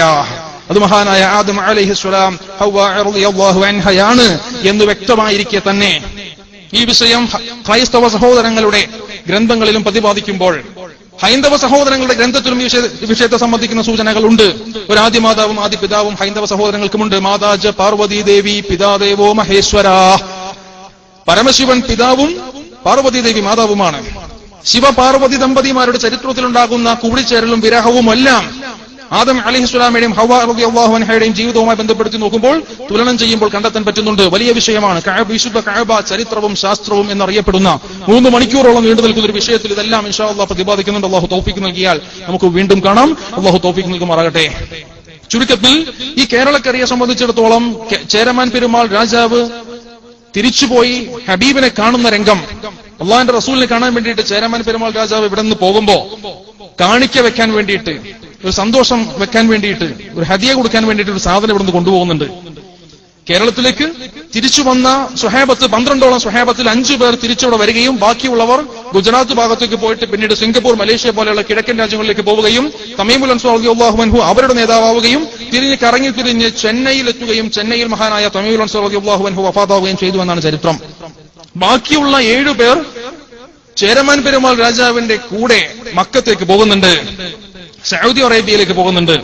ഈ പോകുമ്പോൾ റസൂലുള്ളാഹി സ്വല്ലല്ലാഹു അലൈഹി വസല്ലമ തങ്ങൾക്ക് ഹദിയ കൊടുക്കാൻ വേണ്ടി ഇവിടെ നിന്നും കേരളത്തിൽ നിന്നും ഒരു സാധനം രാജാവ് കൊണ്ടുപോകുന്നുണ്ട്. എന്താന്ന് പറയാൻ ഓർക്കലും? അത് നിങ്ങൾ എന്തെങ്കിലും പറയണല്ലോ. എന്തത്? ജിഞ്ചർ, ഇഞ്ചി. ഇഞ്ചി എന്ന് വെച്ചാൽ കുറച്ചുകൂടി വിശദീകരിക്കാമോ? കുറച്ചുകൂടി ഇഞ്ചി വേറെ ഇഞ്ചി ഉണ്ടോ? ഞാൻ ക്ലൂ തരാം. ഇതിപ്പോ ക്ലൂവിന്റെ കാലഘട്ടമാണല്ലോ. എന്ത് ചോദിച്ചാലും ക്ലൂ ആണ്. അപ്പോ മാസങ്ങൾ എടുത്തിട്ട് വേണം സൗദിയിലെത്താൻ. പായ്ക്കപ്പലേറിയില്ല പോക്കാണല്ലോ. ഇന്നത്തെ പോലെ ഫ്ലൈറ്റ് ഒന്നുമില്ല. ഓരോ ദിവസം കഴിയും തോറും ഈ സാധനത്തിന് ടേസ്റ്റ് കൂടണം, കേടാവാനും പാടില്ല. ഓരോ ദിവസം കഴിയും തോറും ടേസ്റ്റ് കൂടണം. അങ്ങനെയാണല്ലോ, അവിടെ എത്തുമ്പോൾ ടേസ്റ്റ് കൂടിയിട്ടുണ്ടാവണം, കേടായി പോകാൻ പാടില്ല. ഫ്രിഡ്ജൊന്നുമില്ലല്ലോ അത് കൊണ്ടുപോകാനായിട്ട്. അച്ചാറ് എന്ന് വെച്ചാൽ ഇഞ്ചി ഇട്ട് വെച്ച അച്ചാറ്. ഒരു സദസ്സിൽ ഇത് പറഞ്ഞപ്പോ ഒരു പയ്യനെ നേരിട്ട് പറയുന്നത് കാരക്കയാണ്. കേരളത്തിൽ നിന്ന് രാജാവ് സൗദിക്ക് പോകുമ്പോ കാരക്ക ഇവിടെ നിന്ന് കൊണ്ടുപോകല്ലേ, ചിന്തിക്കണം. അപ്പോ ഇഞ്ചി ഇട്ട് വെച്ച അച്ചാറാണ്. ഇഞ്ചി കേരളത്തിലെ വിഭവമാണ്, ഇന്ത്യയിലെ വിഭവമാണ്. ഇഞ്ചി ഇട്ട് വെച്ച അച്ചാറാണ്. മഹാനായ ഹാക്കിം റഹ്മത്തുള്ളാഹി അലൈഹി തങ്ങൾ മുസ്തദറക്കിൽ രേഖപ്പെടുത്തുന്നുണ്ട്. മഹാനായ അബൂ സഈദ് അൽ ഖുദ്രി റളിയല്ലാഹു അൻഹു റിപ്പോർട്ട് ചെയ്യുന്ന ഹദീസാണ്. കേരളത്തിൽ നിന്നൊരു രാജാവ് നബി തങ്ങളെ കാണാൻ വേണ്ടിയിട്ട് വന്നു, സൗദിയിലേക്ക് വന്നു. തൊട്ടടുത്തിരിക്കുന്നതാരാ? മഹാനായ സിദ്ദീഖുൽ അക്ബർ റളിയല്ലാഹു അൻഹു. ഇവരെ രണ്ടുപേരെയും നേരിട്ട് കാണാൻ ഭാഗ്യം ലഭിച്ച ആളാണ് കേരളക്കരയിലെ രാജാവ്. നേരിട്ടങ്ങ് കാണാണ്. ശറഫാക്കപ്പെട്ട മുഖം കണ്ട് ആ തിരുനാവിൽ നിന്ന് മുതിർന്നു വീണ സ്വഹാദത്തു കലിമ കർണപുടങ്ങൾ കൊണ്ട് കേട്ടിട്ട് ഹൃദയങ്ങളിൽ വിജൃംഭിതമാക്കുന്ന പ്രകമ്പനങ്ങൾ ഉണ്ടാക്കിക്കൊണ്ട് വിശുദ്ധ ഇസ്ലാമിലേക്ക് നേരിട്ട് കടന്നു വരാൻ ഭാഗ്യം ലഭിച്ച സ്വഹാബി മഹാനായ ചേരമാൻ പെരുമാൾ കുലശേഖരവർമ്മ രാജാവ്. എന്റെ പ്രിയപ്പെട്ടവർ കാണണം, കേരളത്തിലെ രാജാവ് നബി തങ്ങളെ കാണാൻ വേണ്ടിയിട്ട് വന്നിരുന്നു. ആ കൂട്ടത്തിൽ തൊട്ടടുത്ത് മഹാനായ സിദ്ദീഖുൽ അക്ബർ റളിയല്ലാഹു അൻഹു ഉണ്ടായിരുന്നു. രാജാവ് നബിതങ്ങൾക്കൊരു സമ്മാനം കൊടുത്തു. അതൊരു ഭരണിയായിരുന്നു. അതിന്റെ ഉള്ളിൽ അച്ചാറായിരുന്നു, അതിൽ ഇഞ്ചി ഉണ്ടായിരുന്നു. നബിതങ്ങൾ ഒരെണ്ണം എടുത്ത് കഴിച്ചു, ഒരെണ്ണം എനിക്കും തന്നു. വളരെ വ്യക്തമായി ഈ ചരിത്ര രേഖ, ഈ പ്രമാണം നമുക്ക് മുന്നിലുണ്ട്. മഹാനായ ഹാക്കിം റഹ്മത്തുള്ളാഹി അലൈഹി തങ്ങൾ മുസ്തദറക്കിൽ രേഖപ്പെടുത്തുന്ന രംഗം നമുക്കിവിടെ മനസ്സിലാക്കാൻ പറ്റും. ഈ കേരളക്കരയെ പറ്റി ഹബീബ് ഓർപ്പിച്ചു, അല്ലാഹുവിന്റെ ഹൈറുള്ള സ്ഥലമാണ്. അതിന്റെ ബറക്കത്ത് നമുക്ക് കാണാൻ പറ്റും. ഈ കാഴ്ചയൊന്നും കേരളത്തിലില്ല. അല്ലാഹു ഈ മതസൗഹാർദ്ദം കാലാകാലത്തോളം നിലനിർത്തി അനുഗ്രഹിക്കുമാറാകട്ടെ. അല്ലാഹുവിന്റെ വിശുദ്ധ മതത്തെ വ്യക്തമായി മനസ്സിലാക്കാനും തെറ്റിദ്ധാരണകൾ മാറ്റാനും സഹോദര സമുദായ അംഗങ്ങൾക്ക് അല്ലാഹു അവസരങ്ങൾ കൊടുക്കുമാറാകട്ടെ. നമ്മെ കണ്ടുകൊണ്ടാരും ഇസ്ലാമിലേക്ക് കടന്നു വന്നില്ലെങ്കിലും നമ്മെ കണ്ടുകൊണ്ട് ഒരാൾ പോലും വിശുദ്ധ ഇസ്ലാമിനെ പുറംതിരിഞ്ഞു പോകുന്ന അവസ്ഥ ഉണ്ടാവാൻ പാടില്ല. വളരെ ഗൗരവത്തോടെ നാം ഓരോരുത്തരും ഇതൊരു ബാധ്യതയായി ഏൽക്കണം എന്നുകൂടി ഞാൻ വ്യക്തമാക്കുകയാണ്. പലതരത്തിലുള്ള കാഴ്ചകൾ നമുക്കറിയാം. പ്രിയപ്പെട്ട മക്കളൊക്കെ, കൊച്ചുമക്കളുടെയൊക്കെ ജനാസ കൊണ്ടുപോകുന്ന കാഴ്ച എത്രയോ ഗൗരവമാണ്. ഇതൊന്നും നമുക്ക് കാണേണ്ടി വന്നിട്ടില്ല. കൊച്ചുകുട്ടിയെടുത്ത് പൊക്കുന്ന രംഗം കണ്ടോ? ഛേദനയേറ്റ ശരീരമാണ്. ഒരു മാതാവിന്റെ അവസാനത്തെ വസിയത്ത്. ഇതൊക്കെ നേരിട്ട് കാണുന്ന ഏത് മനുഷ്യന്റെ കരളാണ് അലിയാത്തത്? പ്രിയപ്പെട്ടവരെ ചിന്തിക്കണം, വളരെ ഗൗരവത്തോടെ മനസ്സിലാക്കണം. നമ്മുടെയൊക്കെ മക്കളുടെ മുഖം കൊണ്ടുപോയി ഈ കാണുന്ന ചിത്രത്തിൽ വെക്കാൻ പറ്റുന്നുണ്ടോ? എത്ര ഗൗരവമാണ്! ഇതൊക്കെ നേരിട്ട് കണ്ട എത്ര ആളുകളുണ്ട്. ഈമാനാണ്, പ്രാർത്ഥനയാണ് പോംവഴി. വളരെ ഗൗരവത്തോടെ ഈ വിഷയങ്ങൾ നാം മനസ്സിലാക്കണം. യുവാക്കളുടെ ചോരക്കളവാണ് ഫലസ്തീൻ. അല്ലാഹു അവിടെ ജനങ്ങൾക്ക് എല്ലാ തരത്തിലുള്ള ഇസ്സത്തും നൽകുമാറാകട്ടെ. അല്ലാഹു സുബ്ഹാനഹു വ തആല ശുഹദാക്കളുടെ കൂലി നൽകിക്കൊണ്ട് അല്ലാഹു അവരെയും നമ്മയും ഒരുമിച്ച് സ്വർഗ്ഗത്തിൽ കൂട്ടുമാറാകട്ടെ. എന്റെ പ്രിയപ്പെട്ട സഹോദരങ്ങൾ, മനസ്സിലാക്കണം, ഈ കാണുന്ന ചിത്രം നമ്മുടെയൊക്കെ മനസ്സിന്റെ മണിച്ചപ്പിൽ മായാത്ത മുദ്രയായി തീരേണ്ട ഒരു ചിത്രമാണത്. ഇങ്ങനെ ഒരു സംഭവം വരാനിരിക്കുന്നുണ്ടെന്ന് ഉറപ്പിക്കണം. നമ്മുടെ ഓരോരുത്തരുടെയും ജീവിതത്തിൽ ഇതുപോലൊരു സാഹചര്യം വരുന്നുണ്ട്. എന്നെ എന്റെ വീടിനോട് വിട പറയിച്ചുകൊണ്ട് ആ കാണുന്ന മയ്യത്ത് കട്ടിലിലേക്ക് മാറ്റിയിട്ട് മുകളിൽ തുണിയിട്ട് എന്റെ പ്രിയപ്പെട്ട സഹോദരങ്ങൾ എന്നെ എന്റെ വീടിനോട് വിട പറയിച്ച് പൊക്കിയെടുത്ത് ദിക്റും ചൊല്ലിക്കൊണ്ട് പള്ളിയിലേക്ക് നടന്നു പോകുന്ന ദിവസമുണ്ട്. ഉറപ്പിക്കണം, ആ കിടക്കുന്ന ജനാസ നമ്മുടെ ഓരോരുത്തരുടേതുമാണ് എന്ന ധാരണ നാം ഇവിടെ മനസ്സിലുണ്ടാക്കണം. ഇങ്ങനെ ഒരു ദിവസം ഏതു സെക്കൻഡിലും കടന്നു വരാം. ഈ സെക്കൻഡിൽ സംഭവിച്ചാൽ മണിക്കൂറുകൾക്കുള്ളിൽ നാം അതുപോലെ ഒരു പെട്ടിയിലാവേണ്ടവനാണ്. വളരെ ഗൗരവത്തോടെ നാം മനസ്സിലാക്കണം. ഇത് നമ്മുടെ മനസ്സിൽ ഒരിക്കലും പോവാത്ത മായാത്ത രീതിയിൽ നാം അങ്ങ് ഉറപ്പിക്കണം. നല്ല നല്ല തീരുമാനങ്ങൾ എടുക്കണം. മരിച്ചാൽ ശരീരം അല്ലാഹു ഭൂമിക്ക് ഹറാമാക്കിയിരിക്കുകയാണ്. ഈ വിഷയത്തെ ഉദ്ധരിച്ചുകൊണ്ട് മഹാനായ ഇബ്നു ഹജറുൽ ഹൈതമി റഹ്മത്തുള്ളാഹി അലൈഹി തങ്ങൾ തുഹ്ഫയിൽ രേഖപ്പെടുത്തുന്നു, സ്വാലിഹീങ്ങളുടെ ജനാസയും അതുപോലെയാണ്. സ്വാലിഹീങ്ങളായ ആളുകളുടെ ജനാസ ഭൂമി തിന്നുന്നതല്ല, മണ്ണ് തിന്നുന്നതല്ല. അത്തരത്തിലുള്ള ജനാസകളായിക്കൊണ്ട് സന്തോഷത്തോടെ ഖബറിന്റെ ഉള്ളിൽ നമുക്ക് ജീവിക്കാൻ പറ്റണം. അല്ലാഹു തൗഫീഖ് നൽകുമാറാകട്ടെ.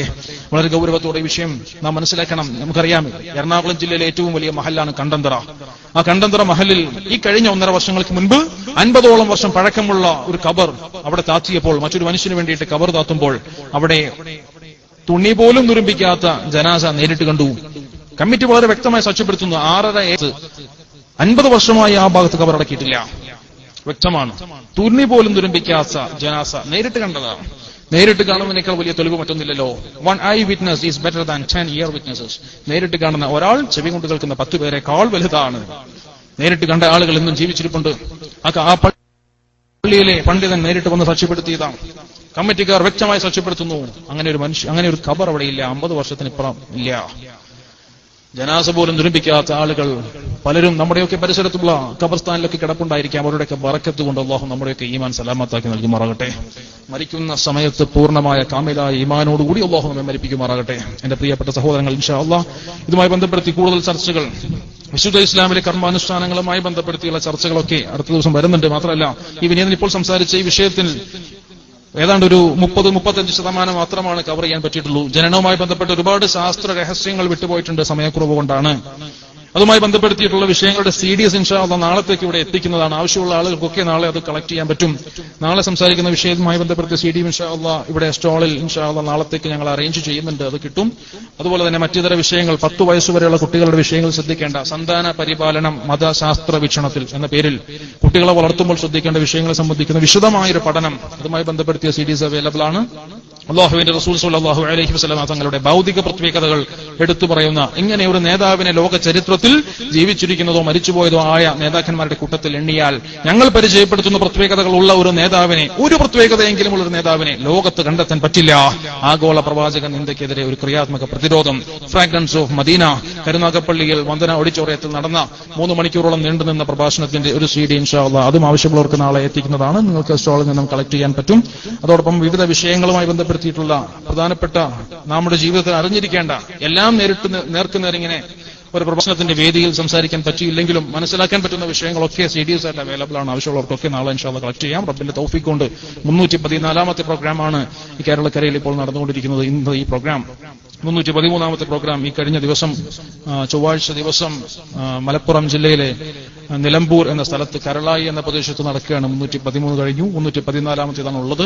ഇൻഷാ അല്ലാഹ് ഓരോ പ്രോഗ്രാംസ് കഴിയും തോറും ഇൻഷാ അല്ലാഹ് സംസാരിക്കുന്ന വിഷയങ്ങളിൽ പരമാവധി ഇഖ്ലാസ് ഉണ്ടാകുവാൻ ഞാൻ ശ്രമിച്ചിട്ടുണ്ട്. അല്ലാഹു സുബ്ഹാനഹു വ തആല ഇഖ്ലാസുള്ള വാക്കുകൾ മാത്രം പുറത്തു പറയാൻ തൗഫീഖ് നൽകി ഇഖ്ലാസോടെ ജീവിക്കാൻ നമുക്ക് എല്ലാവർക്കും അല്ലാഹു അവസരം നൽകുമാറാകട്ടെ എന്ന് മാത്രം ദുആ ചെയ്തുകൊണ്ട് വിശദമായ ചർച്ചയിൽ വിശുദ്ധ ഇസ്ലാമിലെ കർമാനുഷ്ഠാനങ്ങൾ നാം നിലവിൽ നടപ്പിൽ വരുത്തുമ്പോൾ, പാലിക്കുമ്പോൾ എന്തൊക്കെ ഭൗതിക ഗുണങ്ങളാണ് മനുഷ്യന് കിട്ടുന്നത്? നിസ്കാരം കൊണ്ട് എന്തൊക്കെ ഭൗതിക നേട്ടമുണ്ടോ? വുളു ചെയ്യുന്നതുകൊണ്ട് മറ്റെന്തെങ്കിലും നേട്ടങ്ങളുണ്ടോ? ഭക്ഷണം കഴിക്കുമ്പോൾ ശ്രദ്ധിക്കേണ്ട കാര്യങ്ങൾ കൊണ്ട് എന്താണ് ഇസ്ലാം ഉദ്ദേശിക്കുന്നത്, എന്താണ് ശാസ്ത്രം പറയുന്നത് എന്നിത്യാദിയുള്ള വിഷയങ്ങളിലൂടെ നിസ്കാരം ഒഴിവാക്കിയാൽ അല്ലാഹു സുബ്ഹാനഹു വ തആല അവർക്ക് നൽകുന്ന ശിക്ഷകൾ എന്താണ് എന്ന വിഷയത്തിൽ അവസാനിക്കുന്ന തരത്തിൽ ഏതാണ്ട് ഒരു 3 മണിക്കൂറോളം നീണ്ടു നിൽക്കുന്ന ഒരു പ്രഭാഷണം ഇൻഷാ അല്ലാഹ് നാളെ ഉദ്ദേശിക്കുന്നുണ്ട്. എല്ലാവരും നേരത്തെ എത്തിച്ചേരണം എന്ന് പ്രത്യേകം അറിയിക്കുകയാണ്. സംശയങ്ങളൊക്കെ ശാസ്ത്രീയമായ വിഷയങ്ങൾക്കുള്ള സംശയങ്ങൾ ഇവനീത് നൽകും. പ്രമാണബദ്ധമായ സംശയങ്ങൾക്ക് പണ്ഡിതന്മാരുണ്ട്, അത് അവരുടെ ഡ്യൂട്ടിയാണ്, ഞാൻ അതിൽ കൈകടത്തുന്നില്ല. ഇൻഷാ അല്ലാഹ് വിശദമായ ചർച്ചകളിലൂടെ കാര്യങ്ങൾ നമുക്ക് പഠിക്കാം. الله أن توفيق നൽകട്ടെ. سبحانك اللهم وبحمدك أشهد أن لا إله إلا أنت أستغفرك وأتوب إليك وآخر دعوانا أن الحمد لله رب العالمين. السلام عليكم ورحمة الله تعالى وبركاته.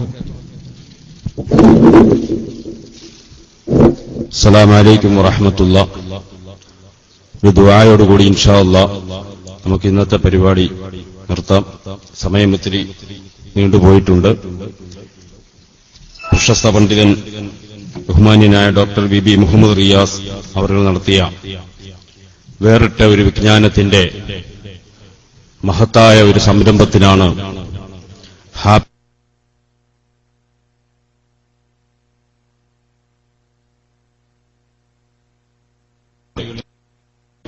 കേൾവിക്കാരും പ്രാസംഗികരാക്കായിട്ട് എത്തിയിട്ടുണ്ടെങ്കിലും വളരെ ചിന്താർഹവും പഠനാർഹവുമായ ഒരു വിജ്ഞാന സദസ്സാണ് ഈ മക്കൾ ഇവിടെ സംഘടിപ്പിച്ചത്. അല്ലാഹു തആല നമ്മളെയും അവരെയെല്ലാം അവൻ ഇഷ്ടപ്പെട്ട കൂട്ടത്തിൽ ഉൾപ്പെടുത്തി അനുഗ്രഹിക്കുമാറാവട്ടെ. അതുപോലെ ഇത്രയും സമയം ഇതോടൊപ്പം സഹകരിച്ച എല്ലാ സഹോദരീ സഹോദരന്മാർക്കും പ്രത്യേകം നന്ദി അറിയിക്കുന്നതോടൊപ്പം തന്നെ ഈ മഹത്തായ പരിപാടിക്ക് കൊച്ചുകുട്ടികൾക്ക് വളരെയധികം സാമ്പത്തിക ബാധ്യതകളുണ്ട്. ബക്കറ്റ് വീഴുമായിട്ട് അവർ വരുന്നുണ്ട്. നിങ്ങളെക്കൊണ്ട് പറ്റുന്നൊരു സഹായം ഉമ്മമാരുടെ ഭാഗത്തു നിന്നും എന്റെ സഹോദരങ്ങളുടെ ഭാഗത്തു നിന്നും കൊടുക്കണമെന്ന് അറിയിക്കുന്നതോടൊപ്പം നമ്മുടെ പുതഞ്ഞന്ത മദ്രസയിലോ ഒന്ന് കുട്ടികൾക്ക് നമ്മുടെ വരിക്കാനി ഈ ജമാഅത്തിന്റെ ട്രഷറർ അബ്ബാസ് സാഹിബ് ഇൻഷാ അല്ലാഹ് ഒരു കുട്ടികൾക്കുള്ള ഒരു പർദ ഇൻഷാ അല്ലാഹ് ഇപ്പോൾ കൊടുക്കുന്നുണ്ട്. അപ്പൊ ആദ്യമായി അത് കൊടുക്കുന്നതിന് വേണ്ടി അബ്ബാസ് സാഹിബിനെ ക്ഷണിക്കുന്നതോടൊപ്പം തന്നെ കുട്ടികൾ അങ്ങോട്ട് വരുന്നുണ്ട്. നിങ്ങളെ കൊണ്ട് പറ്റുന്ന സഹായം ഒരു ദുആ, ഒരു മിനിറ്റ് നിൽക്കുന്ന ആ ദുആയിലും കൂടി പങ്കാളിയാകാൻ വേണ്ടി അറിയിക്കുക.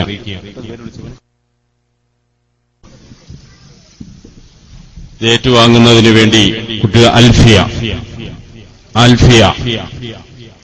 പേര് വിളിക്കുന്ന കുട്ടികളെ പെട്ടെന്ന് ഇവിടെ വരിക.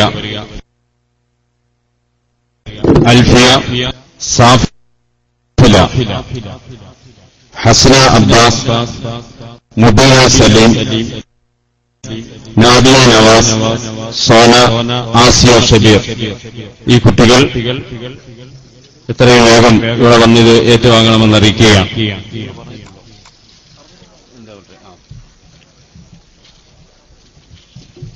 الفاتحة. أعوذ بالله من الشيطان الرجيم. بسم الله الرحمن الرحيم.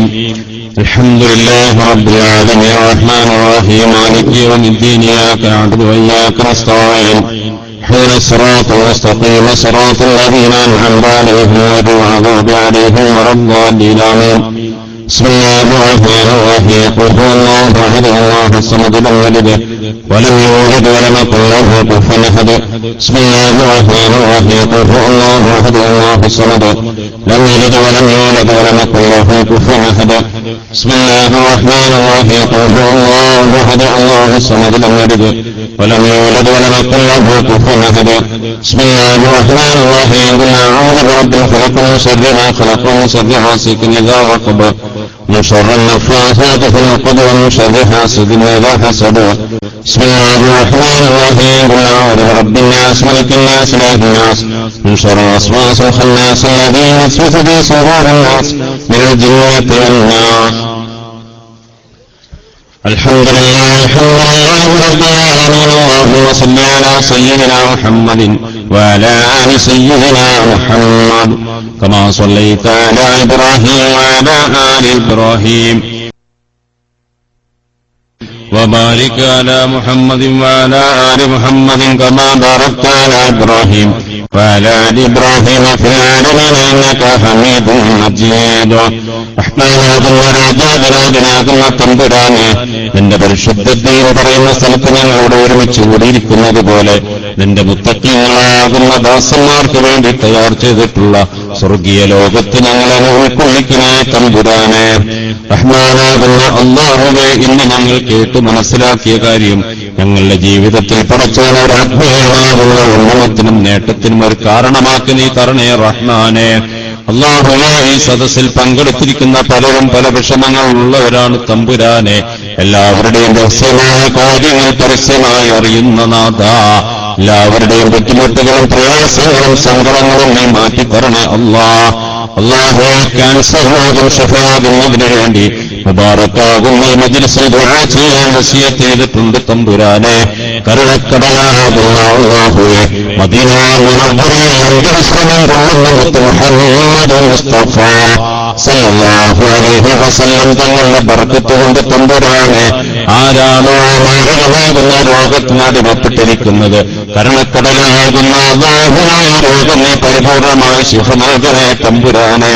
അല്ലാഹുവേ, ഇത് സ്വർഗ്ഗത്തോപ്പാടുന്ന ഹബീബാകുന്ന മുഹമ്മദ് മുസ്തഫ സല്ലല്ലാഹു അലൈഹി വസല്ലം തങ്ങൾ പറഞ്ഞിട്ടുണ്ടല്ലോ തമ്പുരാനെ, ഇൽമിന്റെ മജ്ലിസ് സ്വർഗ്ഗത്തോപ്പാണല്ലോ റഹ്മാനെ.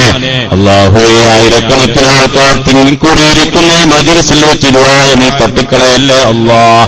അല്ലാഹുവേ, മാരകമാകുന്ന രോഗങ്ങളെന്നും ഞങ്ങളെ എല്ലാവരെയും നീ കാക്കണേ അല്ലാഹ്. പടച്ചോനെ, അറിയാതെ ഞങ്ങളുടെ ശരീരത്തിൽ വല്ല മാരകമാകുന്ന രോഗങ്ങളുടെ തുടക്കങ്ങളുണ്ടെങ്കിൽ അല്ലാഹുവേ, ഞങ്ങളെ അറിയിക്കാതെ കണ്ട് അതങ്ങ് മാറ്റിക്കളയണേ തമ്പുരാനെ.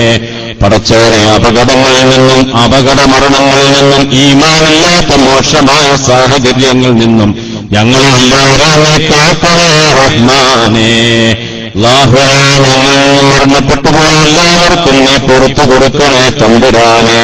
അല്ലാഹുവേ, ഞങ്ങളുടെ ബാല്യകാലത്ത് ഞങ്ങൾക്ക് പുതുവസ്ത്രങ്ങൾ വാങ്ങിത്തന്ന ഞങ്ങളുടെ ഉപ്പമാർ, അല്ലാഹുവേ, എത്രയോ ഞങ്ങളുടെ ഉമ്മമാർ, ഞങ്ങൾ വയലിലേക്ക് പടച്ചവനെ ഭക്ഷണം വെച്ചുള്ള ഞങ്ങളുടെ ഉമ്മമാർ ഞങ്ങൾ നിന്നും വിട പറഞ്ഞ തമ്പുരാനെ, ഇന്ന് ഞങ്ങൾ കേട്ട് ഭയപ്പെട്ട ആ ഖബറിലാഹു തമ്പുരാനെ, പടച്ചോനെ, ഞങ്ങൾക്ക് പുതുവസ്ത്രം വാങ്ങിത്തന്നവര് ബദലായിക്കൊണ്ട് പടച്ചോനെ അവർക്ക് സ്വർഗീയ വസ്ത്രം നീ ധരിപ്പിക്കണേ അല്ലാഹ്. റഹ്മാനാകുന്ന അല്ലാഹുവേ, സ്വർഗീയ വിരിപ്പ് ഞങ്ങളുടെ മാതാപിതാക്കളുടെ കബറുകൾ നീ വിരിച്ചു കൊടുക്കണേ അല്ലാഹ്. അല്ലാഹുവേ, നോക്കപ്പാതോറത്തോടുന്നവരുടെ കബറുകളെ നീ വിശാലമാക്കി തമ്പുരാനെ. പൂർണ്ണ കോമള സൗരഭ്യപ്പെട്ടെടുക്കണേ അല്ലാഹ്. റഹ്മാനാകുന്ന അല്ലാഹുവേ, ഞങ്ങളെ മകനെയും എല്ലാവരെയും എന്റെ ജന്നാത്തുൽ ഫിർദൗസിൽ നീ ഉൾക്കൊള്ളിക്കണേ തമ്പുരാനെ. സിറാത്തുൽ മുസ്തഖീം ഞങ്ങളുടെ കാലുകളെ നീ ഉറപ്പിക്കണേ അല്ലാഹ്. ഞങ്ങൾ നല്ലതിന്റെ മേലേതാകുന്ന ഗ്രന്ഥം മുൻഭാഗത്തുകൂടെ വലം കയ്യിൽ കിട്ടുന്ന നല്ലവരിൽ നീ ഉൾക്കൊള്ളിക്കണേ തമ്പുരാനെ. ഹബീബാകുന്ന റസൂലുള്ളാഹി മുബാറക്കാകുന്ന കരം കൊണ്ട് ഹൗദീനെ നീ കുടിപ്പിക്കണേ. അവിടുത്തെ ശഫാഅത്തിൽ ഞങ്ങളെ ഉൾക്കൊള്ളിക്കണേ അല്ലാഹ്. അല്ലാഹുവേ, സ്വർഗത്തിലേക്കും നരകത്തിലേക്കും നോക്കാതെ തിരിക്കുമ്പോ സ്വർഗത്തിന്റെ അവസാനത്തെ കണ്ണിയിലെങ്കിലും പടച്ചോനെ ഞങ്ങളെ നീ ഉൾക്കൊള്ളിക്കണേ അല്ലാഹ്. റഹ്മാനാകുന്ന അല്ലാഹുവേ, എന്റെ മുമ്പിലിരിക്കുന്ന ഈ സഹോദരങ്ങൾ പടച്ചോനെ, അല്ലാഹുവേ, ഞങ്ങളെ എല്ലാവരെയും അനുഗ്രഹിക്കരുത്. ഞാൻ ജനിച്ചു വളർന്ന നാടാണ് തമ്പുരാനെ. ഇൽമ പഠിക്കുന്നതിന് വേണ്ടി സഹായിച്ചവരുണ്ട് തമ്പുരാനെ, ആഗ്രഹിച്ചവരുണ്ട് തമ്പുരാനെ. എല്ലാവരെയും അനുഗ്രഹിക്കണേ തമ്പുരാനെ. അല്ലാഹുവേ, വിജ്ഞാനം നുകർന്നു തന്ന ഞങ്ങളുടെ ഉസ്താദന്മാരെ ആഫിയത്തോടുകൂടെയുള്ള ദീർഘായുസ്സ് നീ കൊടുക്കണേ അല്ലാഹ്. പടച്ചോനെ, ഗൾഫ് മേഖലയിൽ കഷ്ടപ്പെടുന്ന ഞങ്ങളുടെ മക്കൾ, ഞങ്ങളുടെ സഹോദരങ്ങൾ, കുടുംബക്കാർ, അയൽവാസികൾ, സ്നേഹിക്കുന്നവർ, സഹായികളുണ്ട് തമ്പുരാനെ. എല്ലാവരെയും നീ അനുഗ്രഹിക്കരുത്. അപകട മരണങ്ങളിൽ നിന്ന് കാക്കണേ അല്ലാഹ്. ഞങ്ങളുടെ ശരീരം നേർച്ചറയിട്ട് വെട്ടിമുറിക്കുന്ന അവസ്ഥയിൽ ഞങ്ങളെ നീ മരിപ്പിക്കല്ലേ അല്ലാഹ്. എപ്പോ മരിച്ചാലും പടച്ചോനെ, സ്വർഗ്ഗത്തിന്റെ സുന്ദരമാകുന്ന രൂപം കൊണ്ട് ആനന്ദിച്ച് ആഹ്ലാദിച്ച് മരിക്കാൻ നീ തൗഫീഖ് നൽകണേ അല്ലാഹ്. റഹ്മാനാകുന്ന അല്ലാഹുവേ, ഞങ്ങളുടെ മയ്യത്തുകൾ ആരുടെ തോളിലാണോ ഏൽക്കപ്പെടുന്നത് ആ സമയത്ത് അല്ലാഹു റസൂൽ പറഞ്ഞ ഖദ്ദിമൂനി പെട്ടെന്ന് തന്നെ ഒന്ന് കൊണ്ടുപോ, പെട്ടെന്ന് തന്നെ ഒന്ന് കബറടക്കൂ, ആ സ്വർഗീയ അനുഗ്രഹങ്ങൾ ഞാനൊന്ന് ആസ്വദിക്കട്ടെ എന്ന് പറയുന്ന മുത്തഖീങ്ങളുടെ കൂടെ ഞങ്ങളെ ആക്കണേ അല്ലാഹ്. പടച്ചവനാകുന്ന അല്ലാഹുവേ, ഞങ്ങളുടെ ജനാസകൾ തോളിലേക്കെത്തുമ്പോൾ അയിനത്തദ്ഹബൂൻ, എവിടേക്കാണ് നിങ്ങൾ പോകുന്നത്, എവിടേക്കാണ്? എന്നെ കൊണ്ടുപോകല്ലേ, എന്നെ കബറിലേക്ക് വെക്കല്ലേ എന്ന് പറഞ്ഞ് അട്ടഹസിക്കുന്ന ദുർഗങ്ങളിൽ പഠിക്കുകയല്ല. വലതുവശത്തിരിക്കുന്ന ഞങ്ങളുടെ ഉമ്മമാർ, ഞങ്ങളുടെ മക്കൾ തമ്പുരാനെ, ഞങ്ങളുടെ സഹോദരിമാർ തമ്പുരാനെ, നേരുള്ള 100,000 പ്രശ്നങ്ങളുള്ളവരായിരിക്കാം തമ്പുരാനെ, എല്ലാ ദുഃഖങ്ങളും പ്രശ്നങ്ങളും നീ മാറ്റണേ അല്ലാഹ്. നിസ്കാരമില്ലാത്തവരായിരിക്കാം തമ്പുരാനെ, ഇബാദത്തുള്ള സാഹചര്യങ്ങളെ പെടുത്തണേ തമ്പുരാനെ. കരുണക്കടലാകുന്ന അല്ലാഹ്, നിന്റെ കരുണ ഞങ്ങൾക്ക് തരണേ തമ്പുരാനെ. അല്ലാഹുവേ, സദസ്സ് സംഘടിപ്പിച്ച ഈ പൊന്നോമനകളെ നീ അനുഗ്രഹിക്കണേ തമ്പുരാനെ. ഇതിനു വേണ്ടിയിട്ട് മനസ്സുകൊണ്ട്, ശരീരം കൊണ്ട്, സമ്പത്ത് കൊണ്ട് സഹായിച്ചവരാരൊക്കെയാണെന്ന് നിനക്കറിയാമല്ലോ അല്ലാഹ്. എല്ലാവരും നീ അനുഗ്രഹിക്കണേ തമ്പുരാനെ. അല്ലാഹുവേ, ഇന്ന് ഞങ്ങൾ കേട്ട അല്ലാഹുവേ പരലോക ജീവിതം, ഞങ്ങളുടെ കബർ ജീവിതം, ഞങ്ങളുടെ മരണം തമ്പുരാനെ എല്ലാം കൊണ്ട് ഭയപ്പെട്ട് നിന്നെ മാത്രം സുജൂദ് ചെയ്ത് ജീവിച്ച് അവസാനം ഈമാനോടുകൂടി മരിക്കാൻ ഈ സദസ്സ് ഞങ്ങൾക്കൊരു കാരണമാക്കി നീ തരണേ തമ്പുരാനെ. ഞങ്ങളുടെ ദുആയെ നീ സ്വീകരിക്കണേ റഹ്മാനെ, ഞങ്ങളുടെ ദുആയെ നീ സ്വീകരിക്കണേ റഹ്മാനെ. اللهم إنا نسألك بحق الفاتحة المعلمة والسبع مسار أن تفتح لنا كل خير، وأن تتفضل علينا بكل خير، وأن تجعلنا من أهل الخير، وأن تغفر لنا في أدياننا وأنفسنا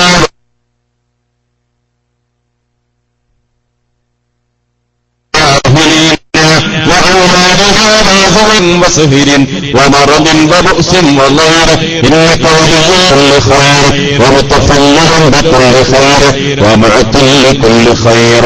اللهم صل صلاة كاملة وسلم سلاما تاما على سيدنا محمد الذي تنهي به الكبر وتنفرج به الكرب وتقضى به الحوائج وتنال به وحسن الخواتم ويستسقى الغمام بوجهه الكريم وعلى آله وصحبه في كل لمحة ونفس بعدد كل معلومات.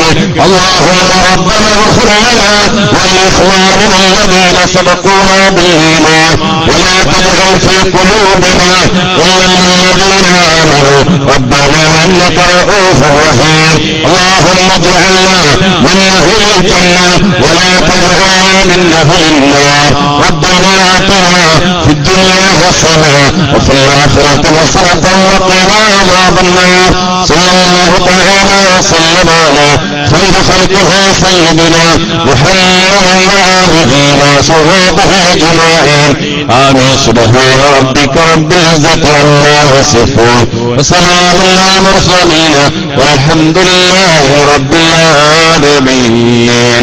صلى الله على محمد صلى الله عليه وسلم. صلى الله على محمد صلى الله عليه وسلم. اللهم صل على محمد وعلى آل أهل البيت وسلم.